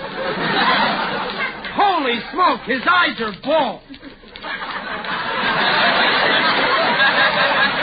Where's the mirror? Where's the mirror, Papa? Oh, here, look. My eyebrows! Oh, don't cry, Egbert. I haven't got any eyebrows. Now, look, Egbert, now, don't take it so hard now, so you won't grow up to be a John L. Lewis. What? Egbert, you'll be late for the dance. I can't go to a dance without eyebrows. You don't dance on your eyebrows.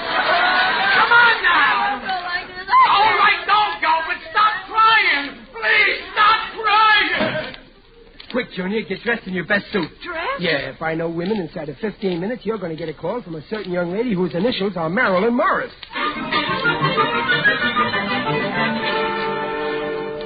Pop, it's over 15 minutes and Marilyn hasn't phoned. Oh, she'll phone. Just give her time. Remember, Junior, when she phones, play hard to get now. Now keep cool. Don't be nervous. I'll take you to her house in a taxi. Now, let's get ready. We better get... Well, where's my hat? On your head. Well, never mind. I'll look for it later. Now, be calm. Now, relax, Junior. Oh, that's her. I told you, Jade. I'll answer first. But, Pop... You listen in. Hello? Oh, Mr. Riley, this is Marilyn Morris. May I speak to Junior, please? Well, he's kind of tied up now. No, Pop, no. It's very important. It's about the dance. I'd like him to take me. Well, if he can tear himself away from the girls. Girls? Oh, yeah, the house is full of them. Always after Junior. Well, in that Give me the phone, Pop. Hello, Marilyn, this is Junior. I'll be glad to take you to dance. I'll call for you in 5 minutes to taxi. Goodbye. She's gone with me. She's gone with me. Well, sure, just like I told you, Junior. It always works. Play hard to get.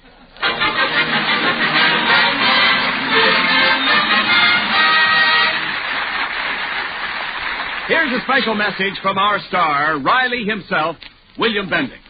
Folks, all over the world, millions of American boys are carrying the flags of the United States and the United Nations ever forward to victory. That victory over our barbaric enemies is inevitable, we know. That all too many brave young men will never return to share the fruits of peace, we also know.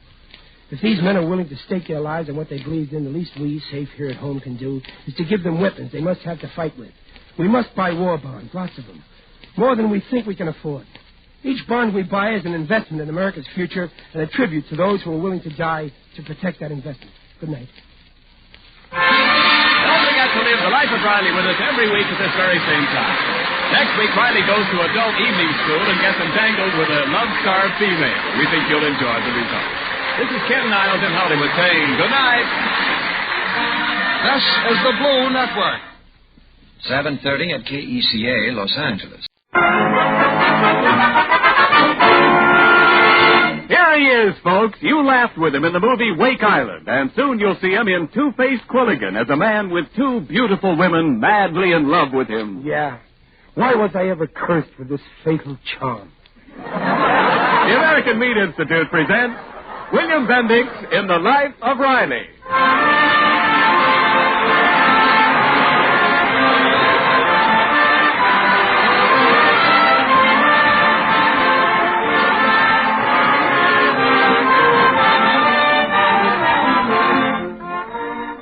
The meat people of America, providing a great food for a great nation in great quantities. Yes, tremendous quantities. For by the close of this year, according to final estimates by the American Meat Institute, the livestock producers and meat packers will have provided the all-time world's record total of more than 25 billion pounds of meat for our fighters, our allies, and our folks at home. This is the biggest meat-producing job ever done by any meat-producing country in the history of the meat-eating world. And now, on behalf of all those engaged in supplying meat to the nation, the American Meat Institute presents The Life of Riley.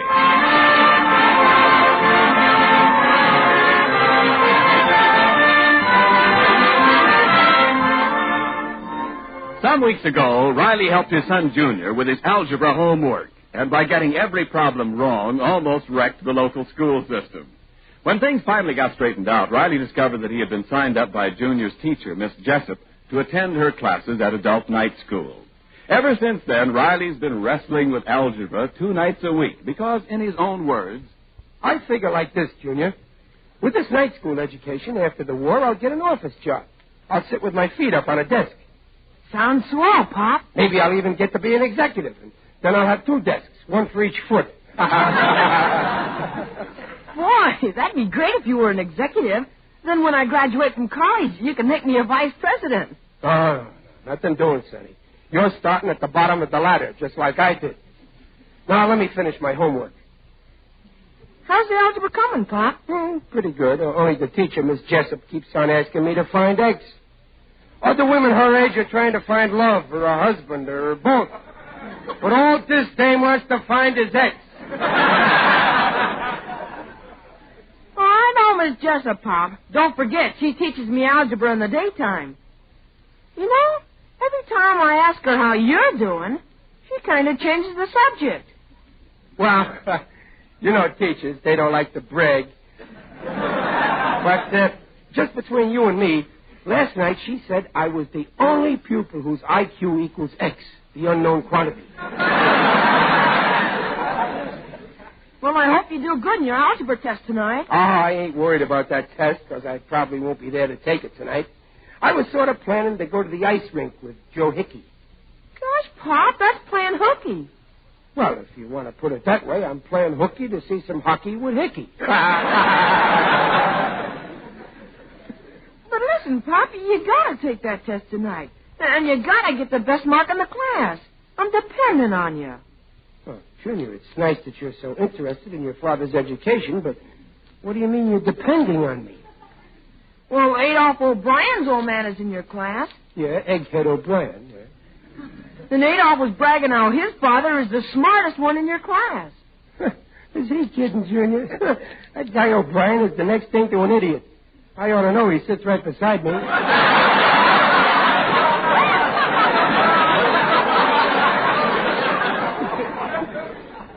Oh, that's what I think.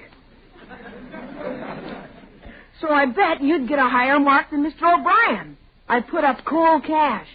Junior, if I've told you once, I've told you twice. I never want you to gamble.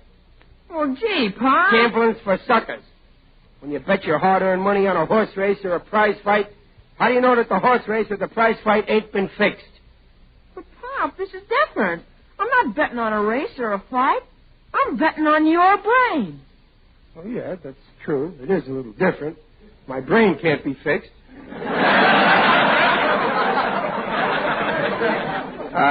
How much money did you bet on me, son? A nickel, Pop. That's what I like about you, Junior. You're a gambling fool. Mr. Riley, time for school.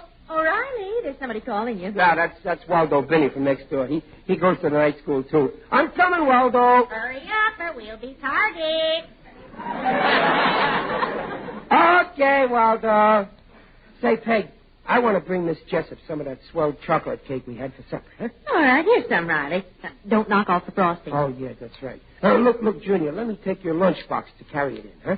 Oh, okay, Pop. Hang it on my hook in the coat room, and then if you forget it, I'll find it. Where's my books? Where's my pencil box? Oh, here, huh? I'm off to school. Good night, Peg. Good night, dear. Good night, son. Well, good night, Pop. Watch how you cross the street.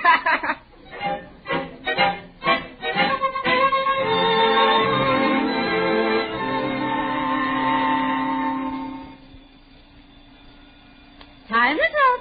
The class will please hand in all examination papers.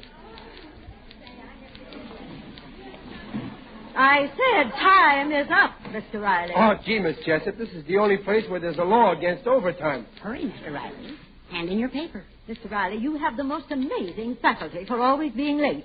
You were also late for class tonight. Yeah, I know, teacher. On my way to school, I had to stop in the barber shop for a shave. Anyway, here's my test paper, and here's some chocolate cake. You can eat some of this delicious cake while you're marking my test paper. Thank you. Well, just put your paper on the desk with the others. Oh, sure, here.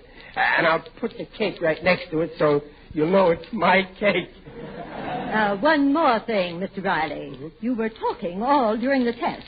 In the future, I want you to sit in this front seat near me. Yes, ma'am. See, Waldo, I've been promoted. Good night, Mr. Riley. Good night, Mr. Binney. Good night. Good night. Mr. Riley, she didn't seem at all impressed with your chocolate cake. Waldo, I'm worried about my test. I think I'll leave her a little note. I'm going to spread the old oil. Let's see, what'll I say? Say, how about a poem? You know, roses are red, violets are blue, this cake is crumbly, and so are you. Waldo, how could you say a thing like that about our teacher? I don't know, Mr. Riley. When I get out of the house and away from my wife, I'm just a savage beast. Let's see now. What'll I say in the note? Writing poetry. Yeah, teachers like poetry. Let me see now. Dear Miss Jessup, roses are red, violets are blue, the chocolate cake is awful sweet, and so is Miss Jessup.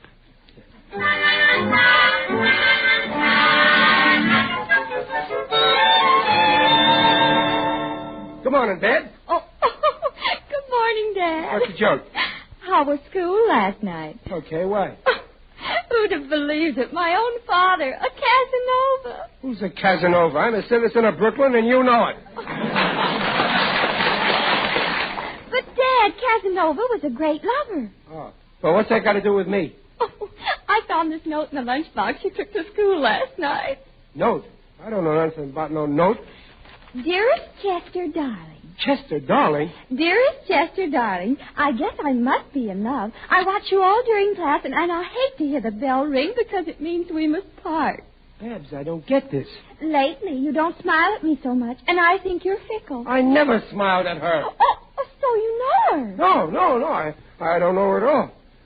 Look, Babs, there's nothing to this, but your mother might not understand. She don't know about this yet, does she? No, not yet. Oh, boy, what a relief is. Only she don't know. Hey, what do you mean, not yet? You're not going to tell her? No, but she'll find out when this woman comes here tomorrow morning. She's coming here? Let me see that. I can't show you how I really feel with the class around, so I will call for you Saturday noon with a nice big basket of lunch. We will go on a picnic all alone together. Babs, I got to find out who this picnic woman is before she comes here. Your mother will never forgive me. She don't like me to eat other women's cooking. Well, Dad, I think you better tell Mother about this. She won't believe me. Somehow I can never keep a straight face when I'm telling your mother the truth.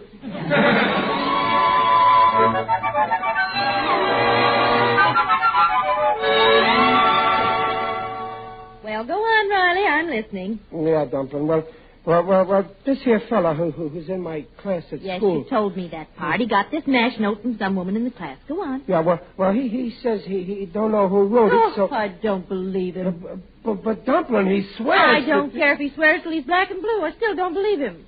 Women don't write love notes to married men unless they're encouraged. That's toast, Riley. Here, Dumpling.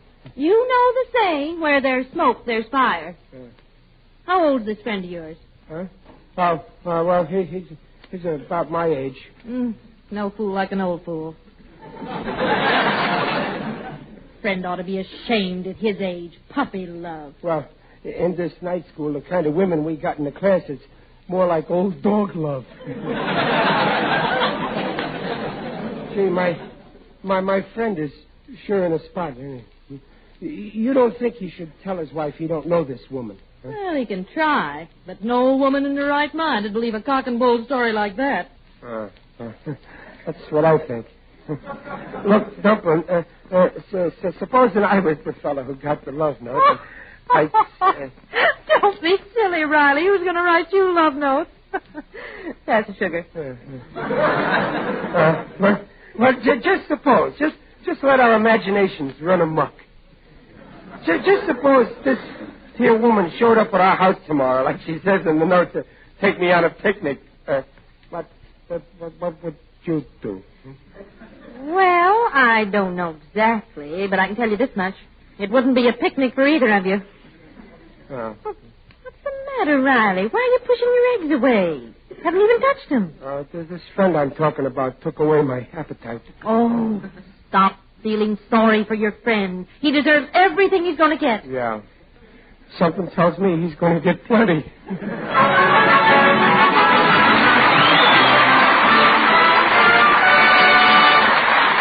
Riley had better head off his unknown girlfriend before she breaks up his unhappy home. We'll find out about it in just a moment. In the meantime, this is Ken Niles with an idea guaranteed to smooth the furrows out of any meal planner's brow. Let me set the stage, or rather set the platter. In the center is a generous piece of appetizing meat. It might be lean beef brisket. It might be tender beef tongue, or a rosy pork hock, or flavorsome pork knuckles. Or it could easily and deliciously be breast of lamb. Artistically framing this meat is a mound of steaming cabbage, neatly stacked carrots, potatoes with skins on or off, a turnip or so, a set of onions, and maybe some tasty celery leaves. A good, hot, savory, nutritious, delicious wintertime meat dish. But what is that meat dish? It's old-fashioned, but it's stylish these days. It's as American as Yankee Doodle. What is it? What do you say, Mrs. Riley? Why, boiled dinner, of course. Ah, you're right. I've just described a typical all-American boiled dinner. But here's a tip. Don't really boil a boiled dinner. Just simmer it in a little water and put in each of your vegetables at the proper time so they'll all get done at the same time.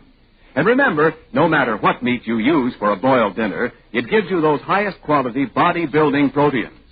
Meat, you know, is a yardstick of protein foods because meat measures up to every protein need.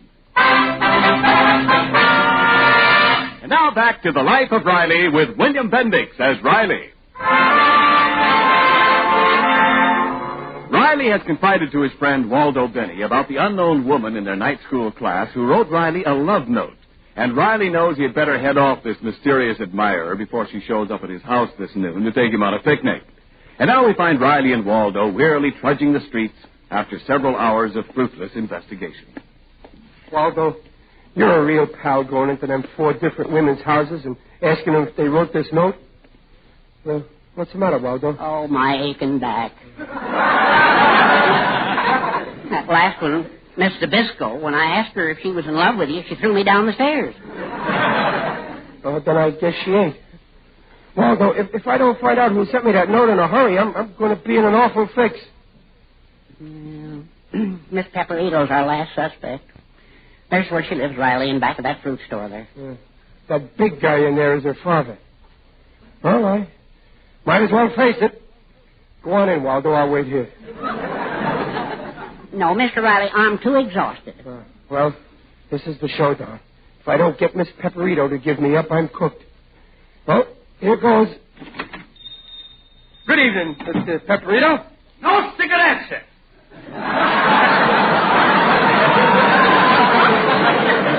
I didn't come about cigarettes. Well, I'm a busy man. What do you want? Well, I want us to see, speak to Miss Pepperito. My name is Chester Riley. Oh, Chester Riley. That's a fine Italian name.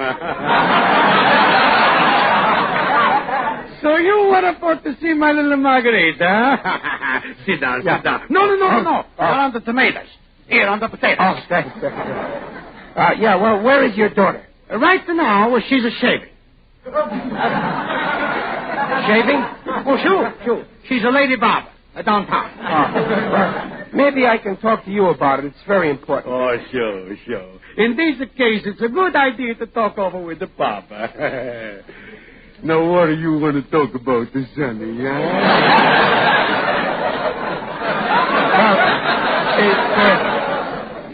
It's about a note, a love note. Oh, the love.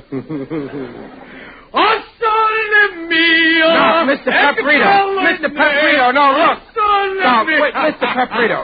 Excuse me. When it's a come to love, I'm an old sentimental piece.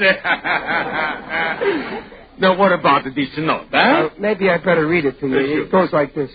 I love you. I'm in love with you. I watch you all during class. And I hate to hear the bell ring because it means we must part. You want for me to show this note to Margarita? Yeah, and you're too bashful to propose face-to-face, huh? No. That's okay. It's no shame. But don't you worry. For Margarita, I'm say yes. Congratulations. Here come kissing your papa. Now, wait. Don't do that. Here, have a bunch of grapes. Delicious grapes. I'm so happy. After 40 years, Margarita at last she gets married.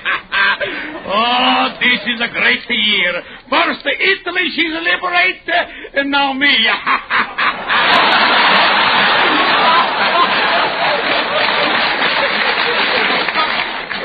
You're making a mistake, Mr. Pepperito. I'm a man with 2 kids. Who cares? Margarita, she's nuts about the kids. Here, have some more grapes.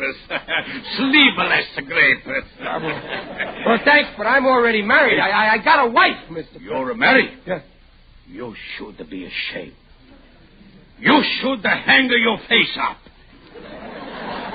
A married man like you is to write love notes to my Margarita. I didn't write this note. I want to find out if Margarita wrote it. Oh, why you don't say so before? How could I? Every time I open my mouth, you shoved a bunch of grapes in it. Well, let me see the note. No, this is no Margarita's writing. I know because you can read it. Oh, she didn't write it. Well, I'm sorry, Mr. Pepperito. Just a minute. Wow. That'll be 15 cents for the grapes.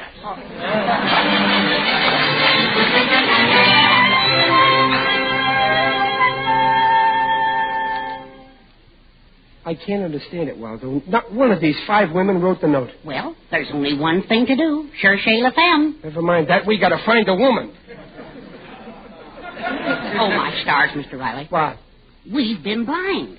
If the match note wasn't written by a pupil, then it must have been written by a teacher. Miss Jessup? Of course. Didn't the note say that she couldn't show her affection in front of the class? Wasn't Miss Jessup in the coat room where your lunchbox was while we did the test last night? Yeah, but... It's your fault, Riley. Huh? You led her on. Now, what? You gave her cake. You wrote poems to her. You played on this woman's heartstrings and aroused the tender passion in her bosom. I'm a cad. But what am I going to do, Waldo? Go to her like a man. Tell her you respect her, but she can never be more than a sister to you, and you can never be more than a brother to her. No, I can't do it. Either that or you'll have her on your doorstep in an hour. Yeah, you're right.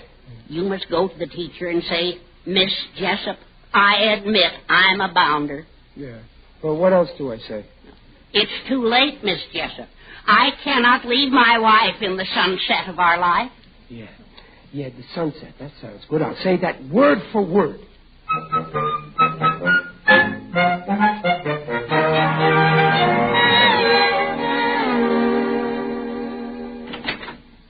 Why, it's Mr. Riley. Hello, teacher. Miss Jessup. Well, this is a pleasant surprise.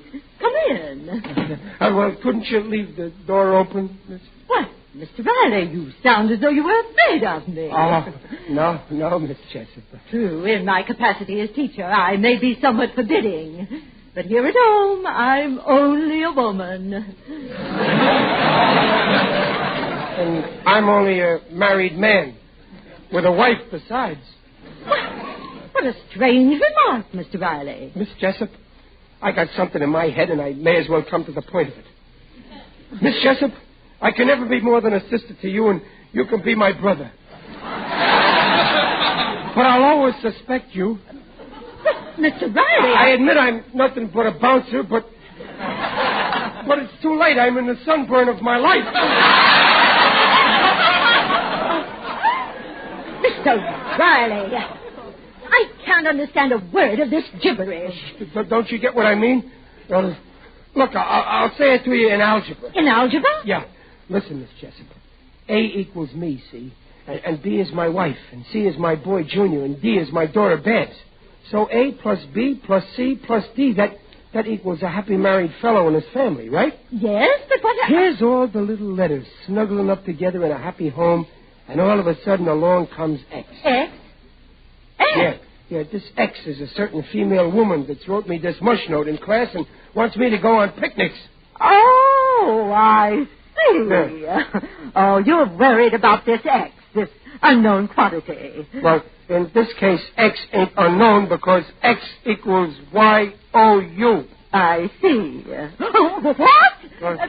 Are you insinuating that I wrote you a love note? Well, didn't you? Mr. Riley, in simple kindergarten English, I did not write you any note. I have absolutely no personal interest in you. You mean you don't love me? Certainly not. Let me see that ridiculous note. Here. Oh, why, this is not my handwriting.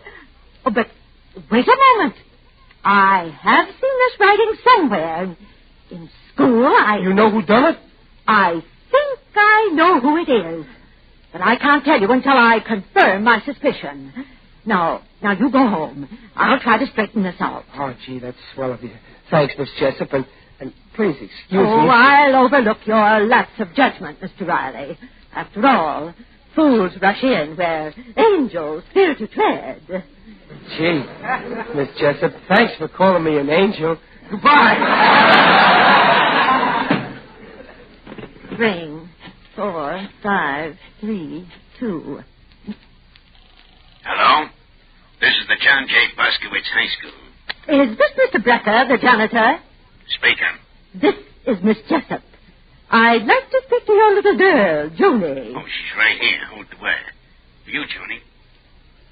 Hello? This is Miss Jessup, Junie. Now listen, and I want you to tell me the truth.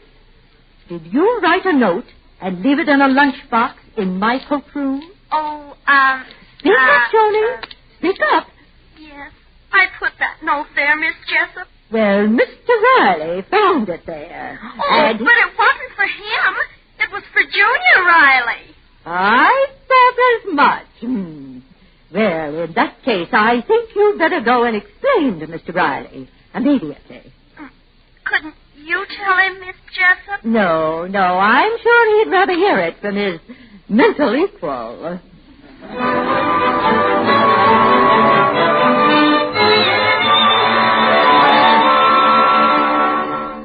Now, Riley, will you stop? I've told you a dozen times I won't go to a movie on Saturday morning. You know this is the day I wax the floors. Well, I'll wax them. You slip out and have a good time. Oh, you're acting very strange, Riley. All morning you've been trying to get me out of the house. Oh, you're not going, huh? No. Well, then I might as well tell you something. I knew you would eventually. Well, go on. Dumpling, you know that love note that I was telling you about, the one my friend got? Well? Well, I'm my friend. Oh, so that's it. Yeah. Well, I suspected as much. You were so worried. Dumpling, ain't you jealous? Why should I be jealous because some fat and dumpy middle-aged frump writes you a silly note?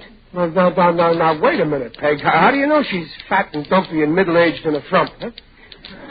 Well, after all, dear, I love you because I know your sweet side. But you're no Romeo. Oh.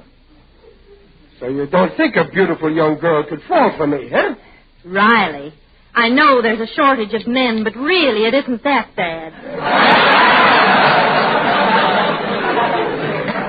Oh, is that so? Well, it so happens that I got a pretty good idea who this woman is, and it may interest you to know, Mrs. Riley, that she ain't only gorgeous, but she's young. Oh, she is, huh? Yeah, she's younger than you and beautiful, the sophisticated kind, just my kind. Right, that's her. Dumpling, two's the company, three's the crowd. Go someplace. Go down in the cellar. I'm not budging. Come on, let her in. I guess I better. Well, here goes. Hello, Mr. Riley. Oh, hello, Joni. You'll find Junior in the backyard. It's you I wanted to see first. Well, what about, Joni? It's about the note I wrote. What? The one you found in Junior's lunchbox. I really meant it for Junior. I'm very sorry if you thought I was in love with you. I'm really not. Honest. I better go now and find Junior. Oh, Riley. Just your type, isn't she?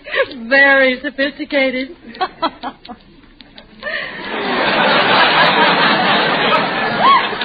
Well, Riley, haven't you got anything to say? Well, I wasn't so wrong after all. She is younger than you, ain't she?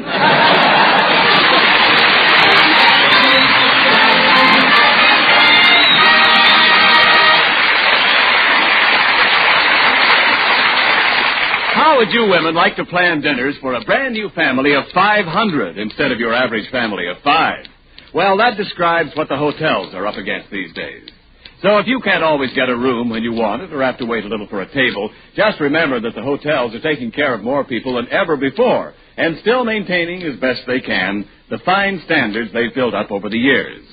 Out in the kitchens now, famous chefs look into the larders and see fewer of their customary roasts and steaks. They know that large quantities of the finest meats and cuts produced by the meat industry are going to feed G.I. Joes and G.I. Janes, and none of us would change that. But you can't keep a good chef down. Resourcefully, the hotel chefs of America have turned their skill to tasty, bubbling stews, crisply browned spare ribs, richly braised ox joints. They serve up Swiss steaks that are fragrant and juicy, artfully seasoned hamburger, kidney stews that are masterpieces. The meat industry's hats are off to the hotels and hotel chefs of America for the grand wartime job they're doing.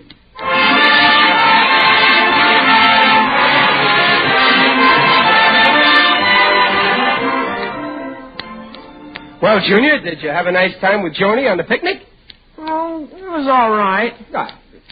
Pop. Yeah? There's something I want to ask you. Well, shoot, son. Well, what does a fella have to do to stop a girl from running after him? Well, it's funny that you should ask that, Junior, because when I was younger, I had a girl running after me. Oh, what'd you do? Well, first I made fun of her, and it didn't work. Then I argued with her, and that didn't work. Then I acted cold to her, and it didn't work. Well, then how did you finally stop her? I married her.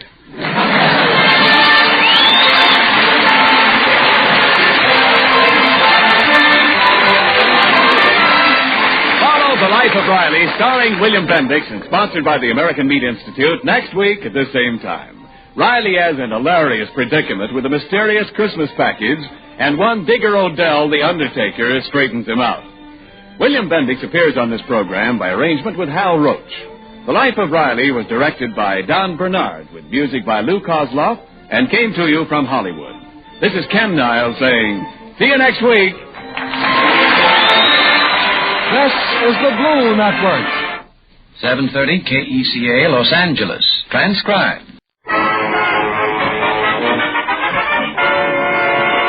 Here he is, folks. During the day, he's busy acting in the forthcoming movie, A Bell for Adano. But tonight, he's just a big kid eagerly waiting for Christmas. The first Christmas Eve I remember, my grandma told me to go out on the porch and drag in the Yule log.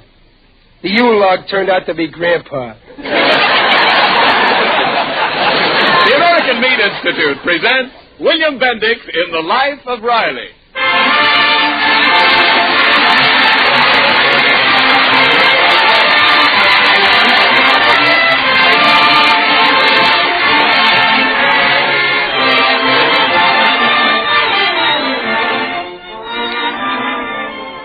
The meat people of America, providing a great food for a great nation. But there are many other things besides meat that the meat industry supplies to a fighting nation. Fats for explosives, leather for shoes and many other military uses, warm fleeces for flyers' jackets, wool for sturdy uniforms, life-saving extracts and drugs for military hospitals. Yes, an industry that learned years ago to use everything but the squeal provides hundreds of essential materials for vital wartime needs. And now, on behalf of all those engaged in supplying meat to the nation, the American Meat Institute presents The Life of Riley.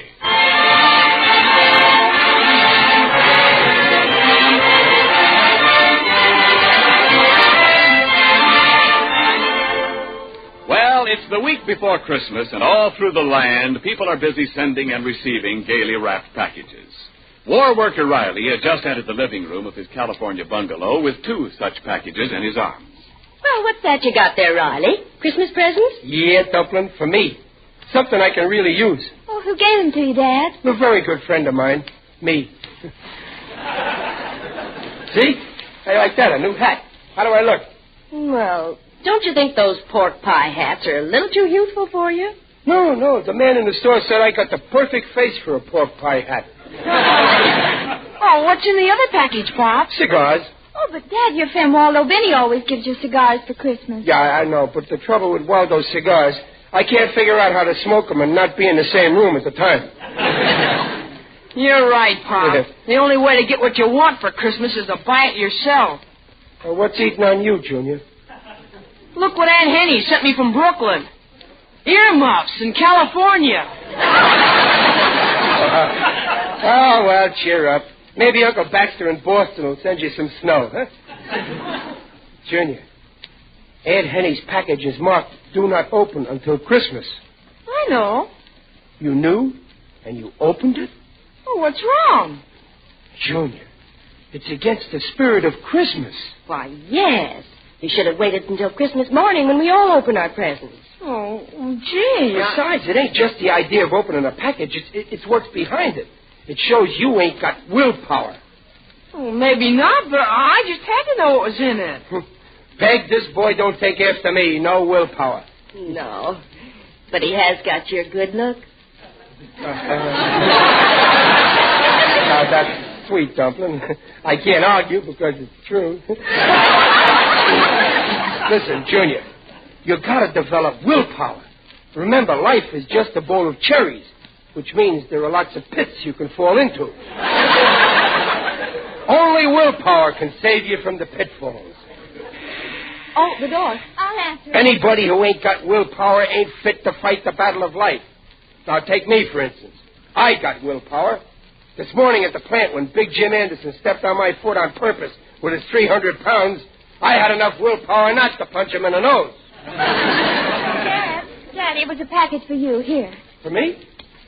Hey, sure wrapped up pretty, isn't it? Oh, who's it from, Riley? It don't say, but according to the postmark, it comes from Walla Walla. Walla Walla? Let's see, who do I know in the South Pacific? Bob, Walla Walla's a city in the state of Washington. Oh, Walla Walla! Oh. Well, we don't know anybody in Walla Walla. Well, maybe some friend of Dad's moved to Walla Walla. Walla Walla. Who do I know? Who do I know? Who could it be? Who could it be? Riley, just because it comes from Walla Walla, you don't have to say everything twice.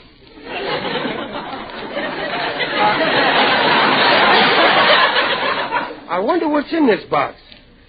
Too short for slippers. Too flat for military brushes. Too light for a bowling ball. Don't rattle. Don't smell. Don't leak. Gee, I wish I knew what was in it. Well, guessing won't get you anywhere. Yeah, I'd better open it and find out. Just a minute, Pop. Look what it says there on the bottom of this sticker. Where? Oh. Do not open until Christmas. Oh. Thanks for bringing it to my attention, Junior. I'll just leave it the way it is until Christmas. You'd better. After the lecture you just gave Junior on willpower. Don't worry about me. If I say I won't open it until Christmas, I won't open it. Oh, last Christmas you opened the present you got from Muley Durkin ahead of time. Well, that was a business thing, so I'd know how much to spend on his present. Oh, so what? You always die of curiosity. Every package you ever get. Not me. I ain't the least bit curious about what's in that package. It's kind of thin, ain't it? Well, just so you won't be tempted to open it, I'll put it away. Good. On the shelf in this closet. Good. And I'll lock the closet. Good. No. Don't lock the closet. Well, see, I told you. Joe Jr., it ain't what you think. It ain't on account of the present. Well, then why don't you want the closet locked? Well, in case of fire, the mice won't be able to escape. All right, then I won't lock it. Okay. As far as I'm concerned, this package don't exist. Junior, remind me Christmas morning to open it. Huh? I'll show all of you. Yes, well, we'll see. Come on along now. It's time for supper. Yeah, come on, kids. Supper. Oh, we'll be in a minute. Listen, Babs, I bet you $1 to a nickel that Pop opens that package before Christmas. Oh, Smarty, you always want a sure thing. You know Daddy can't hold out till Christmas. Hey, Babs. What? Where is that mouse trap we had?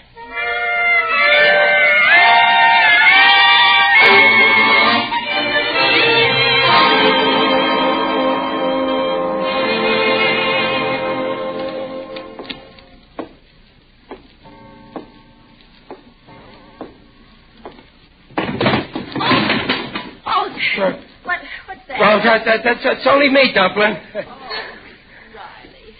why aren't you asleep? Well, I'm just going to get a glass of water. Go to sleep. Well, don't make any more noise. No.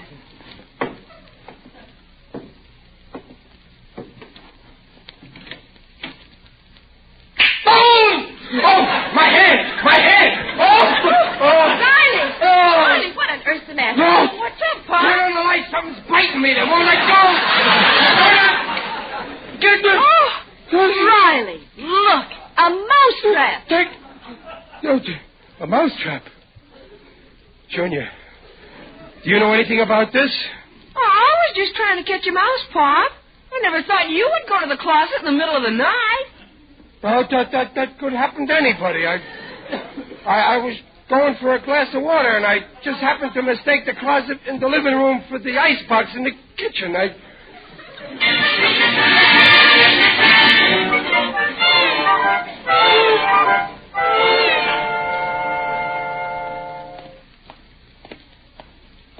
You, Mr. Riley. Oh, Waldo Binney. How are you, Waldo? Oh, my aching back. I've been out walking my wife's Great Dane, and he simply refuses to take me home. I'm exhausted. Well, here, I'll pull the dog home for you, Waldo. Give me his leash. Yeah, thank you, Mr. Riley. Sometime I'll do a favor for you, like ironing some shirts or something. Well, that's okay. Shush now, Hamlet, shush. Or tonight I'll make you sleep in your bed instead of mine. Waldo, I want to ask your opinion. I got a friend, naming no name, see, but this friend got a package marked, do not open until Christmas. Now, my question is... Mr. Riley, the answer is no. No? Under no circumstances should such a package be opened before Christmas. Remember, curiosity killed a cat. Well, my friend ain't a cat. His son, Junior, thinks he's a rat. He leaves traps around for him. Mr. Riley, not only isn't it Christmassy, but anybody who can't resist temptation is just a wishy-washy weakling without character. That's what I say. Waldo, I just got a brainwave. The package says do not open before Christmas, but it don't say do not look inside before Christmas.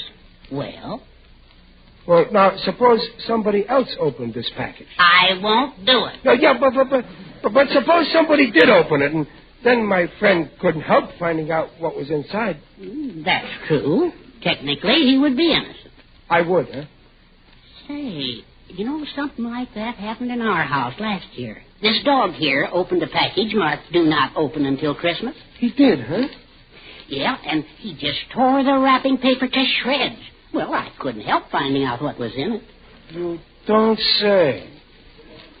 By the way, Waldo, how's about lending me this dog for a little while, huh? Why? Well, I ain't got a dog, and you know what you ain't got, you always miss. Yeah, that's true. Take me. I haven't got a son like you have. I'll lend you the dog. Oh, that's swell, Waldo. And sometime I'll lend you Junior.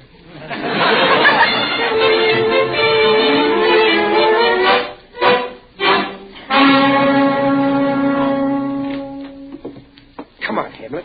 Come on, boy. Shh. Hamlet, quiet. Come on, in here in the living room. Come on. Get it, boy.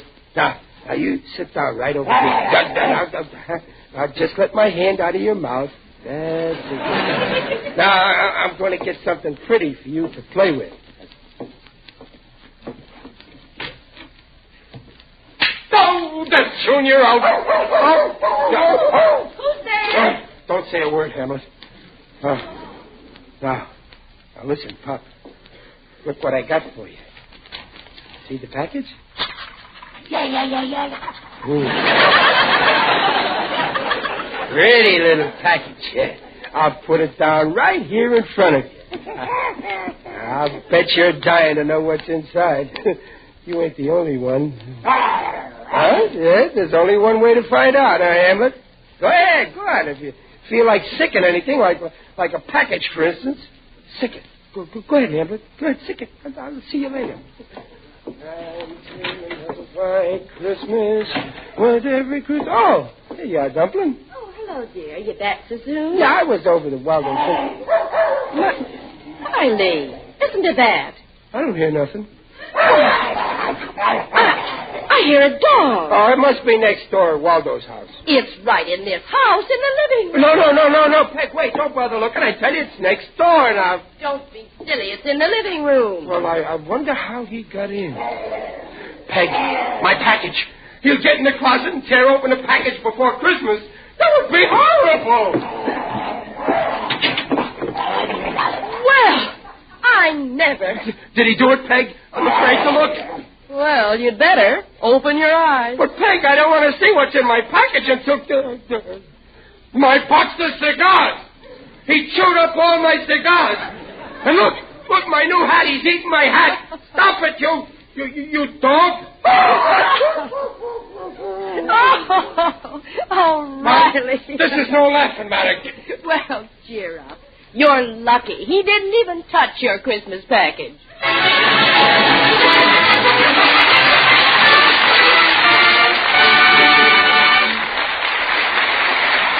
Well, Riley's plan has gone to the dog, along with his new hat and cigars. In a moment, we'll return to Riley's mysterious Christmas package, but right now, this is Ken Niles speaking for your meat industry. You know, there used to be an old song that went something like this. If I can't get the girl I want, I'll take the one I can get. Well, that's pretty sporting psychology these days at your meat store. You're not always getting the exact cuts of meat you want, just when you want them. But listen, the meat industry is handling the greatest tonnage in history, with a critical shortage of help. For instance, the number of hogs processed this year has set a new record. The fact remains that the needs of war often leave less choice of meat for the needs at home. Here's how Mrs. Niles is meeting the situation. She's introduced me to cuts of meat that are not only usually available, but are unusually good. Meat ideas I've never met before. Beef heart, stuffed with dressing, and that's some stuff. Beef biscuit with vegetables. Hot tongue served with a snappy horseradish sauce. Beef stew, or any of the stews, including our old friends' lamb or mutton stew. Anyway, you know it by now, but I'll say it again. All meat, regardless of kind or cut, contains the same highest quality protein. So we say meat is a yardstick of protein foods because meat measures up to every protein need. And now back to the life of Riley with William Bendix as Riley.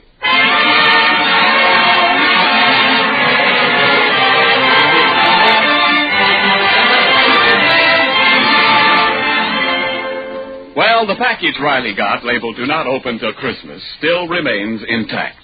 So far, he has not broken his vow to the family. But with a full week left to go before Christmas, our hero's patience is near the breaking point.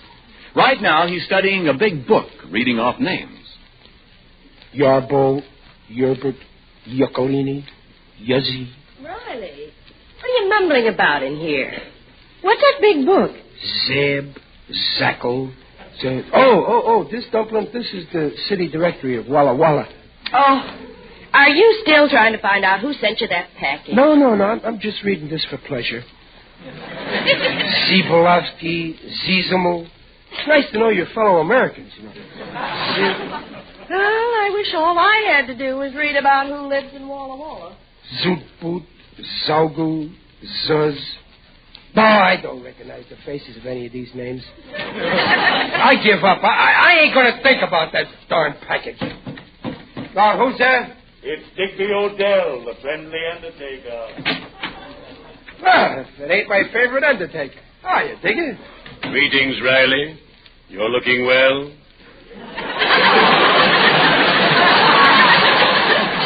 Very natural. Well, thanks. I feel good, too. Well, what brings you here, Digger? Just passing by. I had some free time on my hands. Things are very quiet down at my place. Yeah, I guess everybody's too busy Christmas shopping, huh? Ah, yes, Christmas. Joyous Noel. I adore Christmas. It's so gay. Yeah, I like Christmas, too. Especially the presents. Now, I got a package. Oh, that reminds me, Riley. I found out what my wife is giving me for Christmas. A beautiful sport jacket. Sport jacket, huh? What color? Black.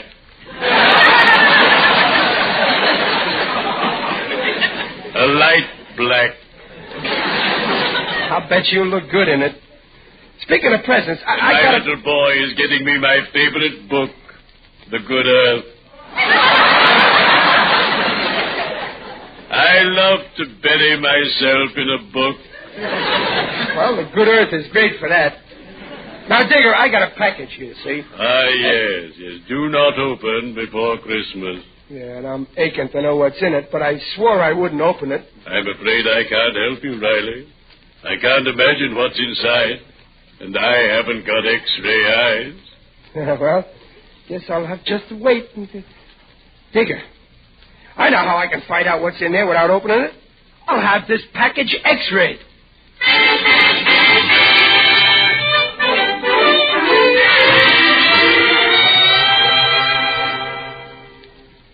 Yes, sir. What is it you wish? Well, nurse, I'd like to see this Professor Geeko. Oh, the professor's out just now. Can I help you? Well, I seen an ad in the paper where it says for $2.50 you can get an X-ray, fluoroscopic treatment, electrolysis treatment, scalp massage, and free parking. Yes, that's the professor's ad. Well, all I want is the X-ray. Certainly. Your name? Chester A. Riley. Very well, Mr. Riley. Now you go behind that screen and take your clothes off. Well, sure. No. Wait a minute. I ain't taking no clothes off. Well, what part of your anatomy do you wish X-rayed? My package. There it is. I see. Well, we generally do people, but I guess it's okay. Come back in a half hour. We'll have the X-ray for you. Thank you.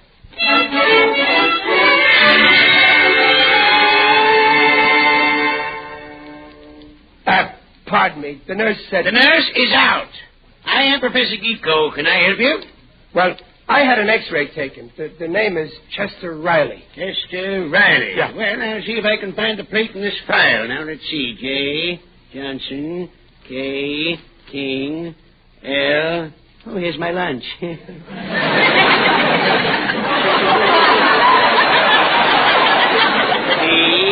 Q. Oh, here we have it. Riley. Chester Riley. What does it show, Professor? Quick, tell me. What does it show? Don't get excited. Just give me a moment to examine the X-ray. I'll be seeing you those old familiar faces. Gee, God! Oh, what's the matter, Professor? Frankly, I don't see how you can breathe. According to this X-ray, you have no lungs. No lungs? Oh, you don't understand, Professor. I certainly don't. This is a remarkable case. Better lie down. You may be dead. Professor, you mean the X-ray don't show nothing? Nothing. I advise immediate surgery. Listen, Professor, I don't need nothing taken out of me. You're right. You need something put in. Now, when can we operate? Well, not right now, Professor. As far as my anatomy goes, I got a motto which says, do not open until Christmas.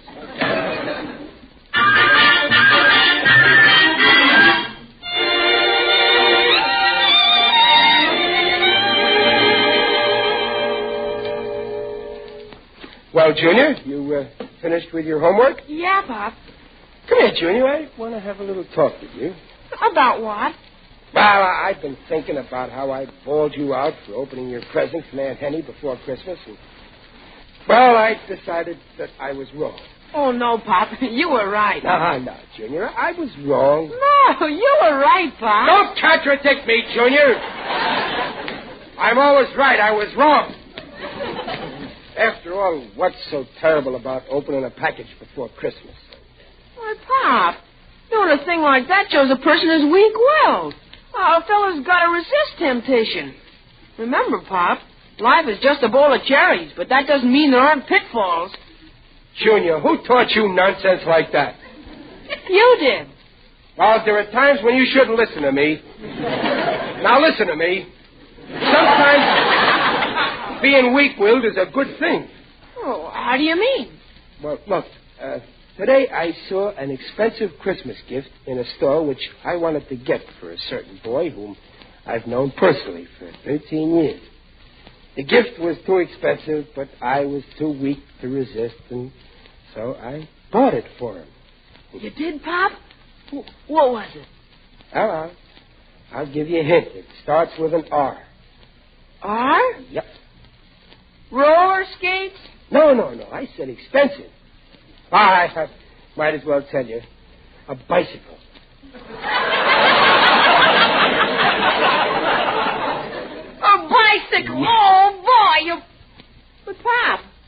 bicycle doesn't start with an R.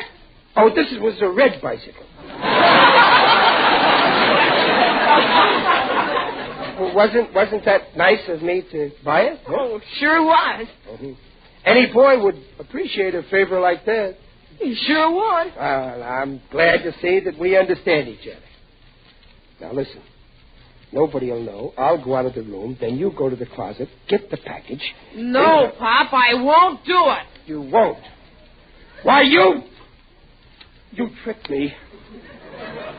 Okay. From now on, we're through. We ain't on speaking terms. We're finished. I'll support you. I'll put you through school. I'll pay for your wedding. But from then on, you're on your own. Hello. What's going on here? Oh, hello, Babs, honey. Gee, I'm glad to see you. Here, sit down here next to your daddy. Well, Dad, what's gotten into you? You know, Babs, I never appreciated you as much as I should. When you were born, I wanted a boy, and so I was a little annoyed with you. But today, I changed my mind. I'm glad you're a girl, Babs. Oh, something tells me you had a fight with Junior. Oh, Pop was trying to convince me it'd be okay if he opened his Christmas present now. Huh. There's no harm in that, is there, Babs, honey? Why, Dad, I'm surprised at you. After all, life is just a bowl of cherries with pitfalls. That's enough! My own children turning against me. Okay, that settles it. I'm through with both of you.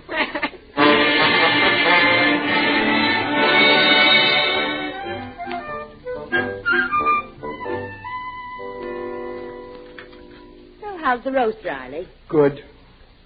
Peg, please tell your son to pass the salt. What? Well, Riley, what? Tell your daughter to do the same with the pepper. What's going on here? Did you children have a fight with your father? No, Mom, he just asked me. Junior. Well, he wanted to... I did not. I did not ask you to open my present for me. Oh, so that's it. Riley, look. For heaven's sake, will you do me a favor and open that present? No, I got willpower. Please. Oh, you're begging me? Yes, Dad. We all are. Please open it. Oh, you're pleading with me, huh? Oh, yes, Riley, for goodness. Well, say that you're pleading with me. All right. We're pleading. Please open it. Well, okay. Just to keep peace in the family, I'll do it. But I'm doing it against my will. Oh, that's Junior! Oh! Riley, for heaven's sake, take off that mouse trap. Well, I'll take it off later. First, I got to look in the parcel. Well, what's in it, Riley? Well, tell us, Dad. What is it? Nothing. But it's full of nothing. No, Pop, look. There's something at the bottom. A card. Well, let me see. There's writing on it. It says, "Dear friend, if you succumb to temptation and open this package before Christmas, you have absolutely no willpower. Send $2 immediately to Professor Ludwig Stefanati, Box 27, Walla Walla, for his famous book entitled How to Develop Your Willpower." Start. Daddy, it must be a new kind of advertising. And you fell for it. The whole fell for it. I knew it all the time. The honest I did.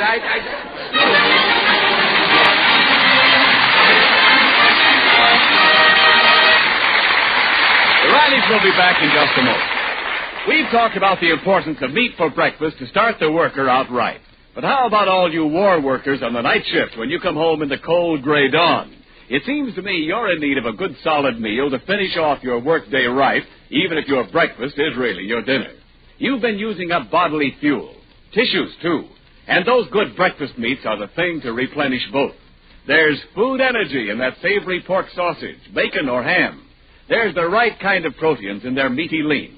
So when you open the door at home after that night shift and sniff the fragrance of spicy sausage, tender ham, or tasty bacon browning in the pan, you'll know someone is looking after your health as well as your appetite by making breakfast meats part of your homecoming meal. For meat is a yardstick of protein foods because meat measures up to every protein need.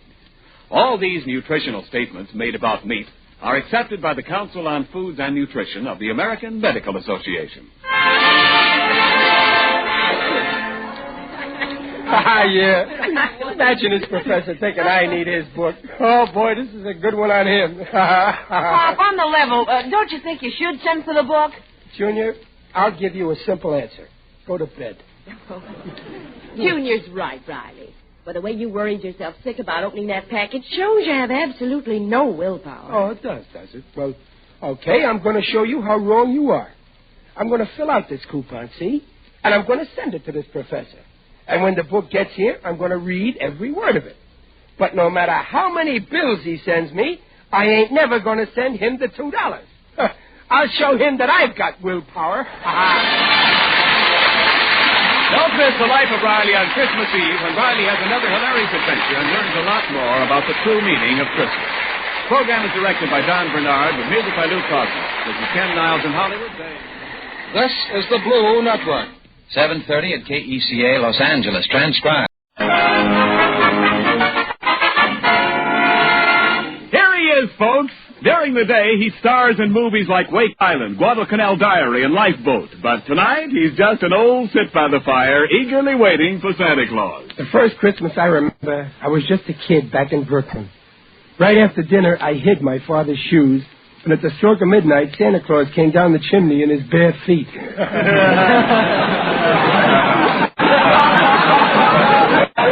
The American Meat Institute presents William Bendix in The Life of Riley.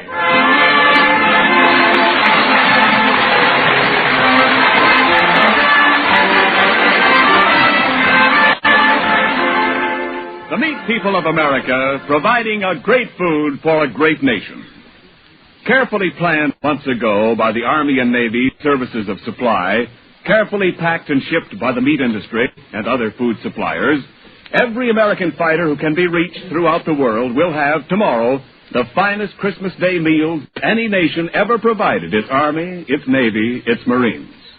And they deserve it. And now, on behalf of all those engaged in supplying meat to the nation, the American Meat Institute presents The Life of Riley.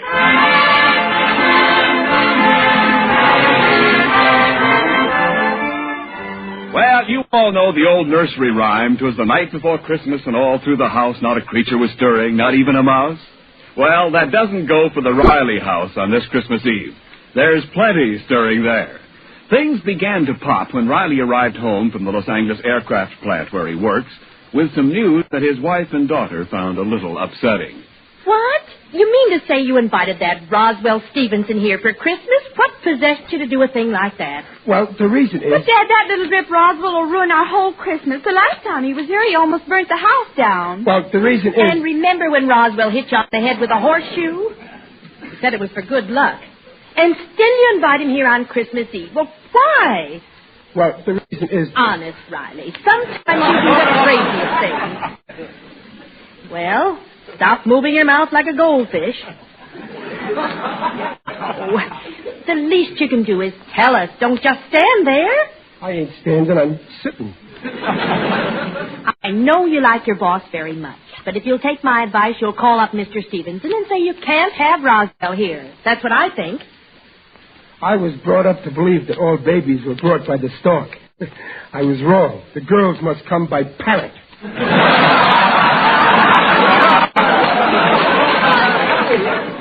Don't exaggerate. Riley, we're listening. Well, I invited Roswell to spend Christmas with us because his mother was suddenly taken to the hospital this morning. Oh, that's too bad. Oh, gee, Dad, poor kid must be upset. No, Roswell don't know about it yet. Mr. Stevenson don't know himself how serious it might be, and there's no use spoiling the boy's Christmas. But won't he find out? Not if we don't blab. Roswell's father made up a story that he's taking Mr. Stevenson out of town over the holidays. So remember, don't let on. Mumps is the word. Dear, I'm sorry I said what I did, but you should have told. Yeah, you're right. The next time I want to tell you women something, I'll go down to the corner drugstore and phone you. Under the circumstances, I'm glad you invited Roswell here. Well, I better go and fix up the cot in Junior's room. Listen, Peg, don't tell Junior about Roswell's mother. You know how Junior talks. Even in his sleep, he jabbers. You know what side of the family he got that habit from. Dad, what are we giving Roswell for Christmas? It's practically here. Just 4 hours. Yeah, that's right. Well, gee, I don't know. All the stores are closed. Well, we can't give each other things and leave him out. I'd give him one of my gifts, but they'll all be girls. Yeah, you couldn't give him a girl. I mean a girl's gift. I know what to give Roswell. Where's Junior? Oh, he'll be home soon. Oh, Riley, you're not taking away one of Junior's presents? Who's taking anything? When I talk to Junior and explain things, he'll give Roswell the best he's got. Oh, but Junior can't stand Roswell. Well, neither can I. That Roswell is murder. But this is Christmas. That's why I'm willing to give up one of Junior's presents.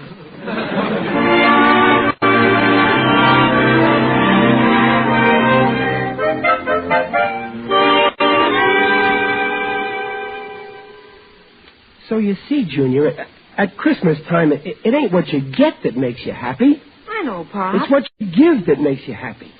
So this year, I'm going to make you happy by letting you give something to somebody you like. Who is this somebody I like? You like Roswell Stevenson, don't you? I think he's a goon. Junior, that ain't the right spirit. On Christmas, you got to like all the goons. Give him presents. I gotta give Roswell one of my own presents? Now you're getting the idea.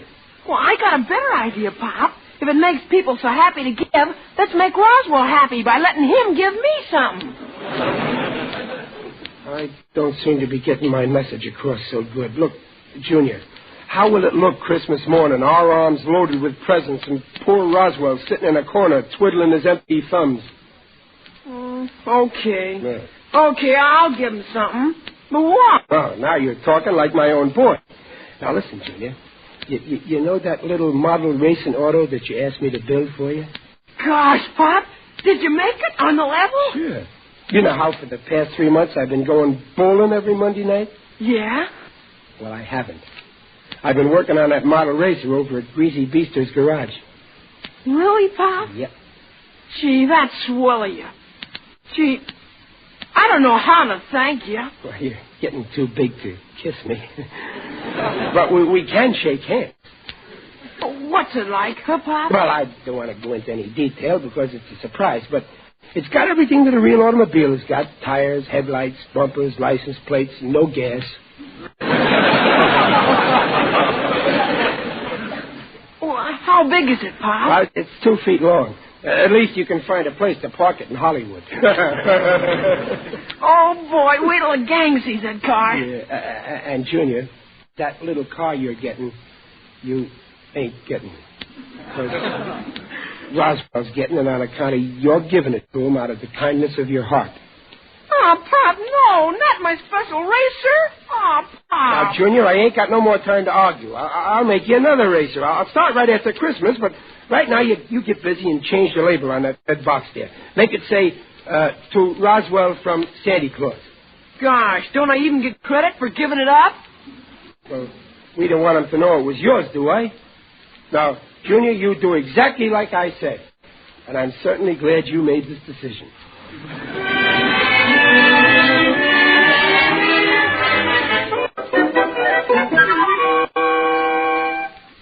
Hey, Roswell's coming up the steps now.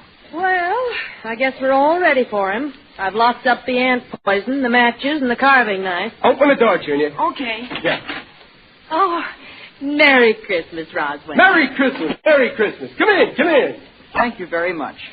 Just put my bags down, Parks. Yes, sir. And your gifts, Master Roswell? Yeah, Roswell, I've never seen so many Christmas packages.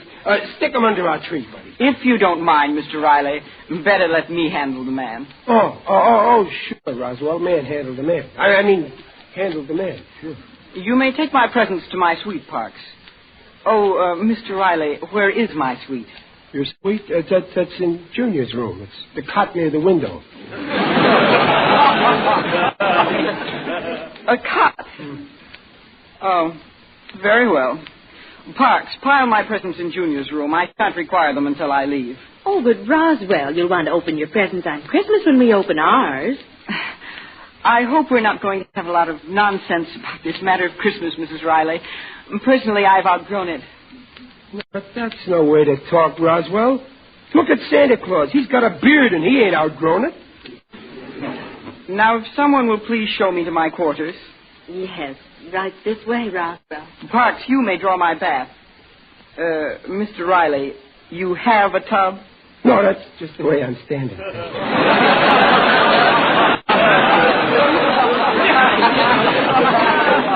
I mean a bathtub. Oh, sure we got a bathtub. Roswell, the stopper is missing, so you'll have to use your big toe. How primitive. Very well, if you'll excuse me. Gosh, he don't want to be here any more than we want him. Have we got a bathtub? I could slap him. Oh, give him a break. He's probably lonely. Fine Christmas we're going to have from the looks. Now, listen, kids. We can't have a white Christmas in California, but that don't mean we got to have a blue one. So, everybody get merry and stay that way. But what about Roswell, Daddy? You just leave him to me. I'm giving Roswell a Merry Christmas if I have to pound the daylights out of him to do it.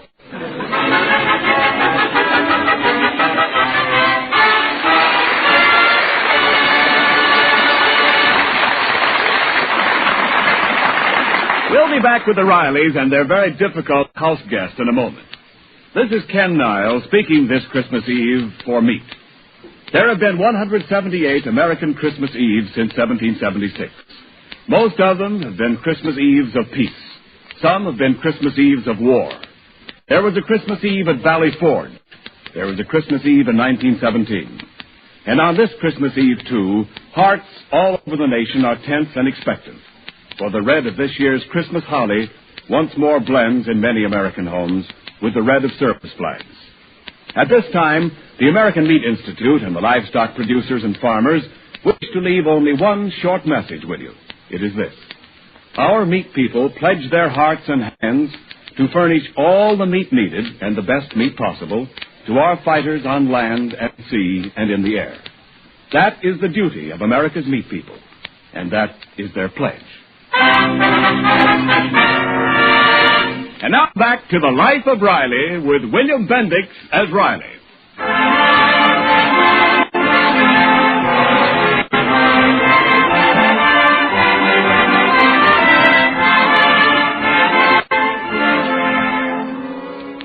It's a little later on Christmas Eve, and Riley is trying to combine trimming the tree with a lesson on Christmas good cheer for his wealthy but discontented young house guest, Roswell Stevenson, the son of Riley's boss. Roswell, so far, shows no improvement. Look at Roswell. Look what I'm going to put on the tree now. Popcorn stringers. How exciting. Yeah, Mom pops it and Babs strings it and Pop hangs it on the tree. And on Christmas Day comes the best part. Oh, you peddle it on the streets. No, we eat it. Junior, hand me that war bond over there. That's the first thing I'm going to hang on a tree. And I'm going to keep hanging it there every year. Every year, Pop? Yep. Every year for 10 years until it's ripe. And then I'll pick it. Pop, didn't Roswell's father give you that bond? Yeah, you're swell of them, too. Roswell, I hope your dad likes the handkerchiefs I gave him. They may not be big enough. You see, I didn't know what size nose he's got. That's a good one, isn't it, Roswell? Yes. I must remember to tell my father you made a joke about his nose. Suppose we forget about it, Roswell. Hand me that box of Christmas tree ornaments there, Junior. Oh, here, Pop. Yeah. Classy, ain't they, Roswell? They're imported. They come from Brooklyn. Brooklyn? Isn't that a suburb of the Bronx? Roswell, never say that while I'm holding a hammer in my hand.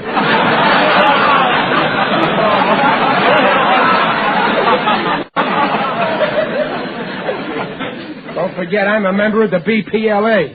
And what, may I ask, is the BPLA? The Brooklyn Patriots of Los Angeles.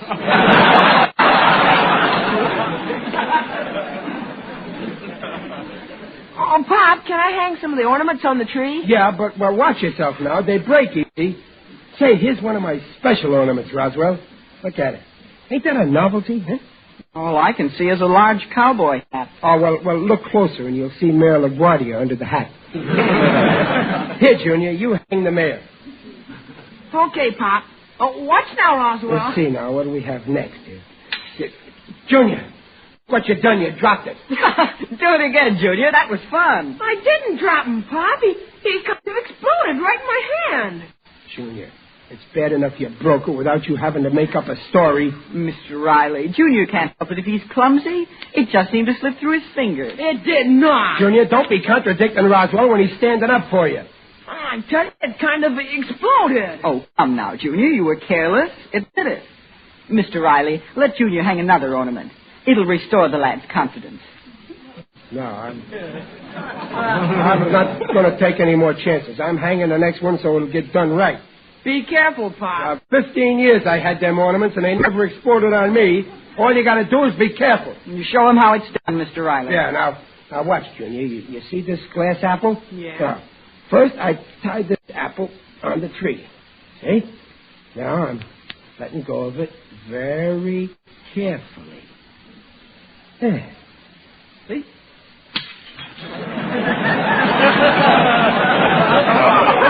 It exploded.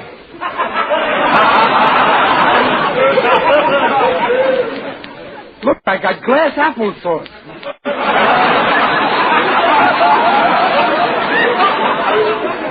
I know what happened, Pop. I was watching that time. Roswell did it. That is sheer nonsense. He wasn't nowhere near it. No, but he's got BB shot and a bean shooter, and he pops him with that.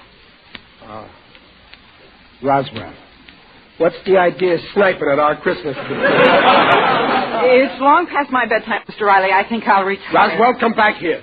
Roswell, I'm giving you your choice. Either you come back here or I'm going to... Before you finish your sentence, Mr. Riley, may I remind you that my father is your boss and no man is indispensable? Now, what were you about to say? I was just going to say either you come back here or else do whatever you was going to do. Before I so rudely interrupted, help me pick up the glass, Junior.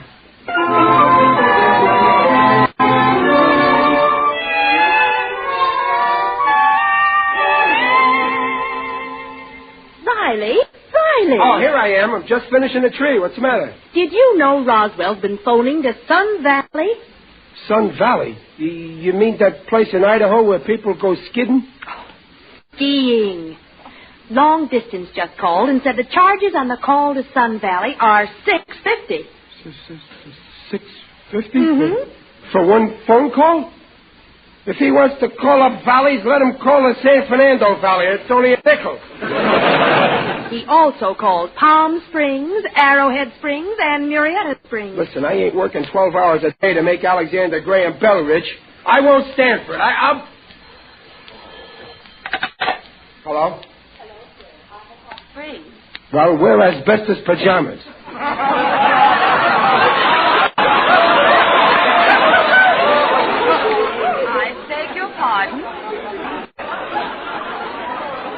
I beg your pardon. Cancel the call, please. Hot Springs. That's way back east. Hot Springs. Oh, Riley, I see now. Roswell's been calling all these resorts to get in touch with his folks. Why, the poor boy's lonesome. Oh, I see, yeah. Gosh, of course. That's why he's been acting so peculiar, even for him.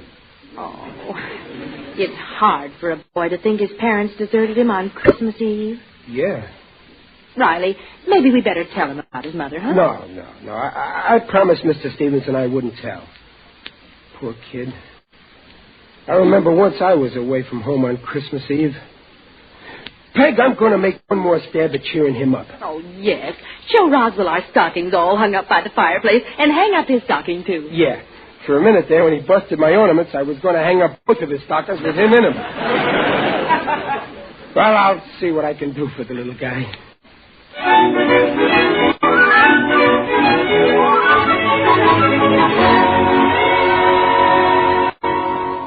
Okay, now, Roswell, that place in the middle of the row is where you can hang up your stockings, right next to my 3.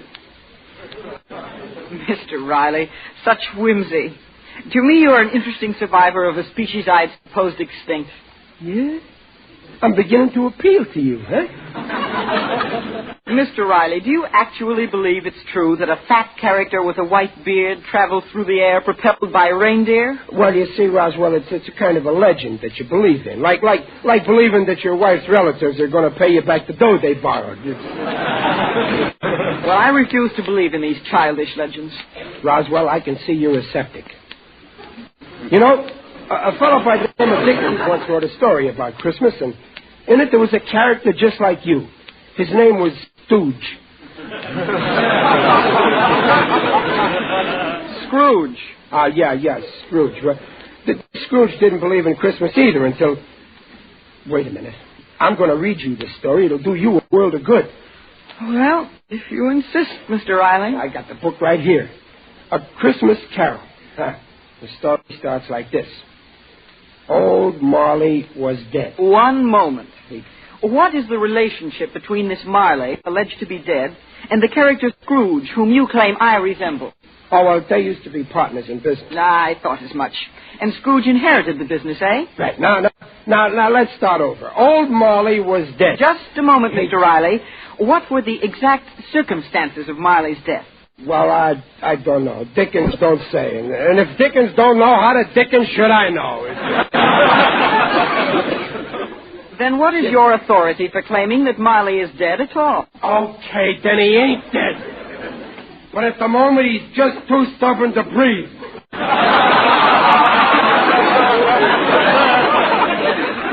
Anyway, what do you care how Marley died? Well, obviously, since Scrooge inherited Marley's business, I can plainly see that Scrooge is going to be accused of his partner's murder. No, Roswell. This ain't no murder mystery. It's a beautiful story about Christmas. You see, Marley's ghost comes back and haunts Scrooge. Eh? You mean that this Dickens wants us to believe that a ghost actually materializes? And that Scrooge sees the ectoplasm? I don't know from no ectoplasm. They didn't even have blood banks in them days. Listen, Roswell, look, instead of reading you a Christmas carol, I'm going to do like Marley's ghost did with Scrooge. I'm going to take you all around town and show you how other people do at Christmas. Indeed. Yeah. Only instead of flying through the air like the ghost done, we're going to ride on buses, which is even more frightening.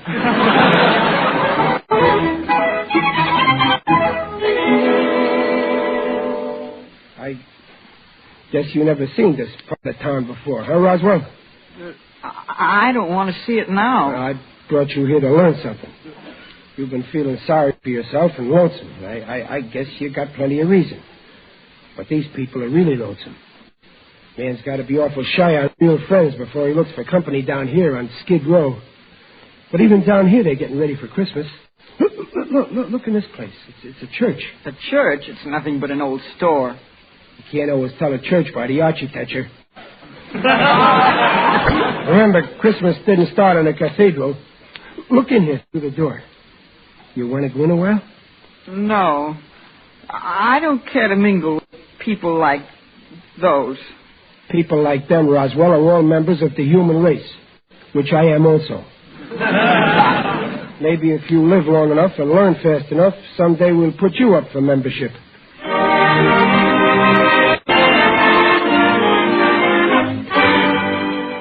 Okay, Roswell, take a gander down this street. That's quite a sight, ain't it? See all them push carts lined up? What junk. Yeah, but cheap, Roswell. And people who can't afford no better buy their Christmas presents off them carts. Sometimes they spend the last money they got so somebody won't go without nothing for Christmas. Look at the old man buying a toy, that guy in the raggedy coat there. I suppose some child will consider that toy quite amusing. Some kid will think it's wonderful. Wait a minute. He can't buy it. He ain't got enough money even for that. Probably costs a nickel too much. Mr. Riley, quick. Let's buy the contents of that pushcart and lower the prices. Call that man back. He won't get far away. But that's quite an idea, Roswell. And I wouldn't wonder if you just hadn't bought yourself the biggest bargain that ever come off a pushcart. You just bought a piece of Santa Claus.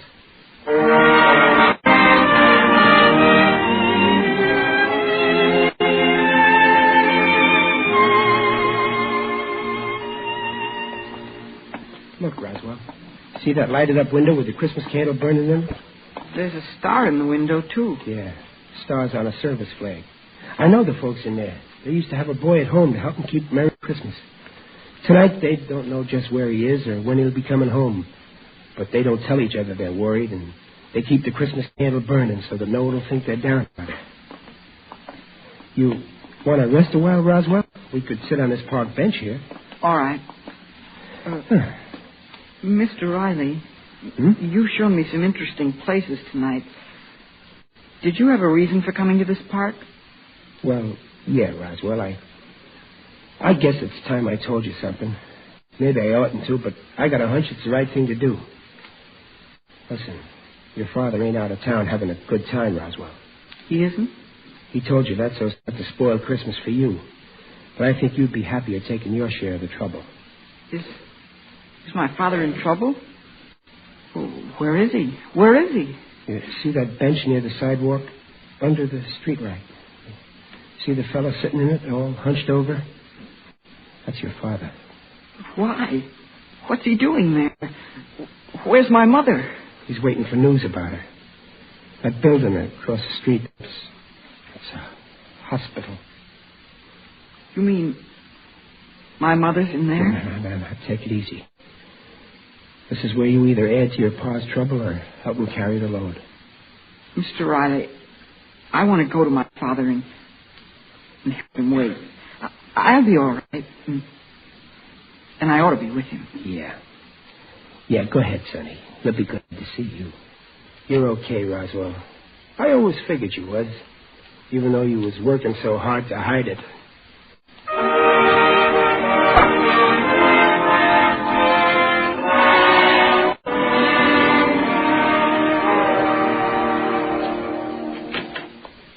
Goodness sake, Riley, where have you been? Where's Roswell? He's coming up our front walk with his old man.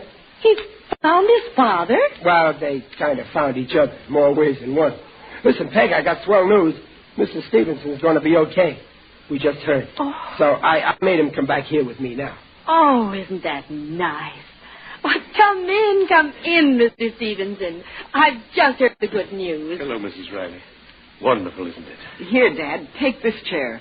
It's been quite an ordeal for my father, you know. Yeah, but it's okay now.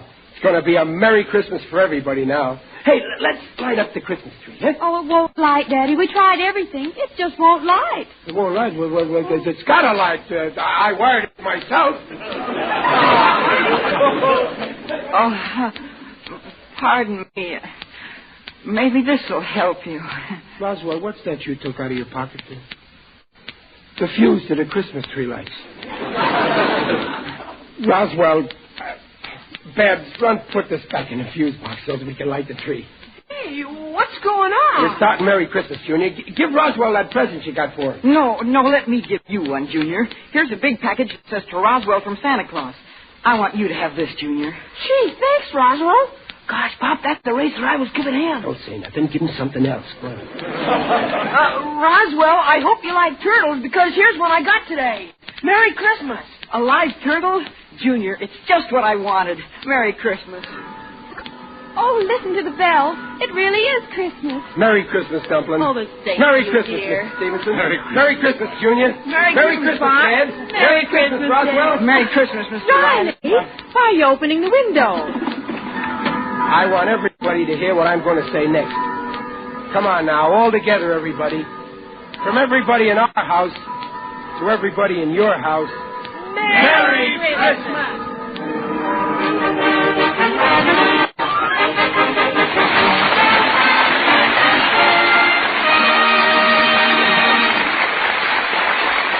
Before Riley comes back, I want to say Merry Christmas to the mothers and wives of America who have cooperated so splendidly in choosing available meat cuts when their favorite meat cuts were scarce. Merry Christmas to the stock raisers of America who have raised the greatest quantity of meat animals in the history of our country. Merry Christmas to the meat packers of America who have prepared and processed the greatest tonnage of meat on record, even though more than 75,000 of its skilled workers have gone to war. Merry Christmas to the meat retailers of America, who have worked hard and fairly to make the meat supply go around. And Merry Christmas to the Council on Foods and Nutrition of the American Medical Association, which accepts this statement. Meat is a yardstick of protein foods because meat measures up to every protein need. And now, a word from the star of our show, Riley himself, William Bendix. With a terrible war plaguing the whole world, this is not a very merry Christmas. In too many places, the lights are not shining tonight. So perhaps now is the time for all of us to pledge our hearts and our hands to the cause for which our brothers fight, to freedom, to justice and equality, for all men of goodwill everywhere, so that one day soon we all once more may share a Merry Christmas.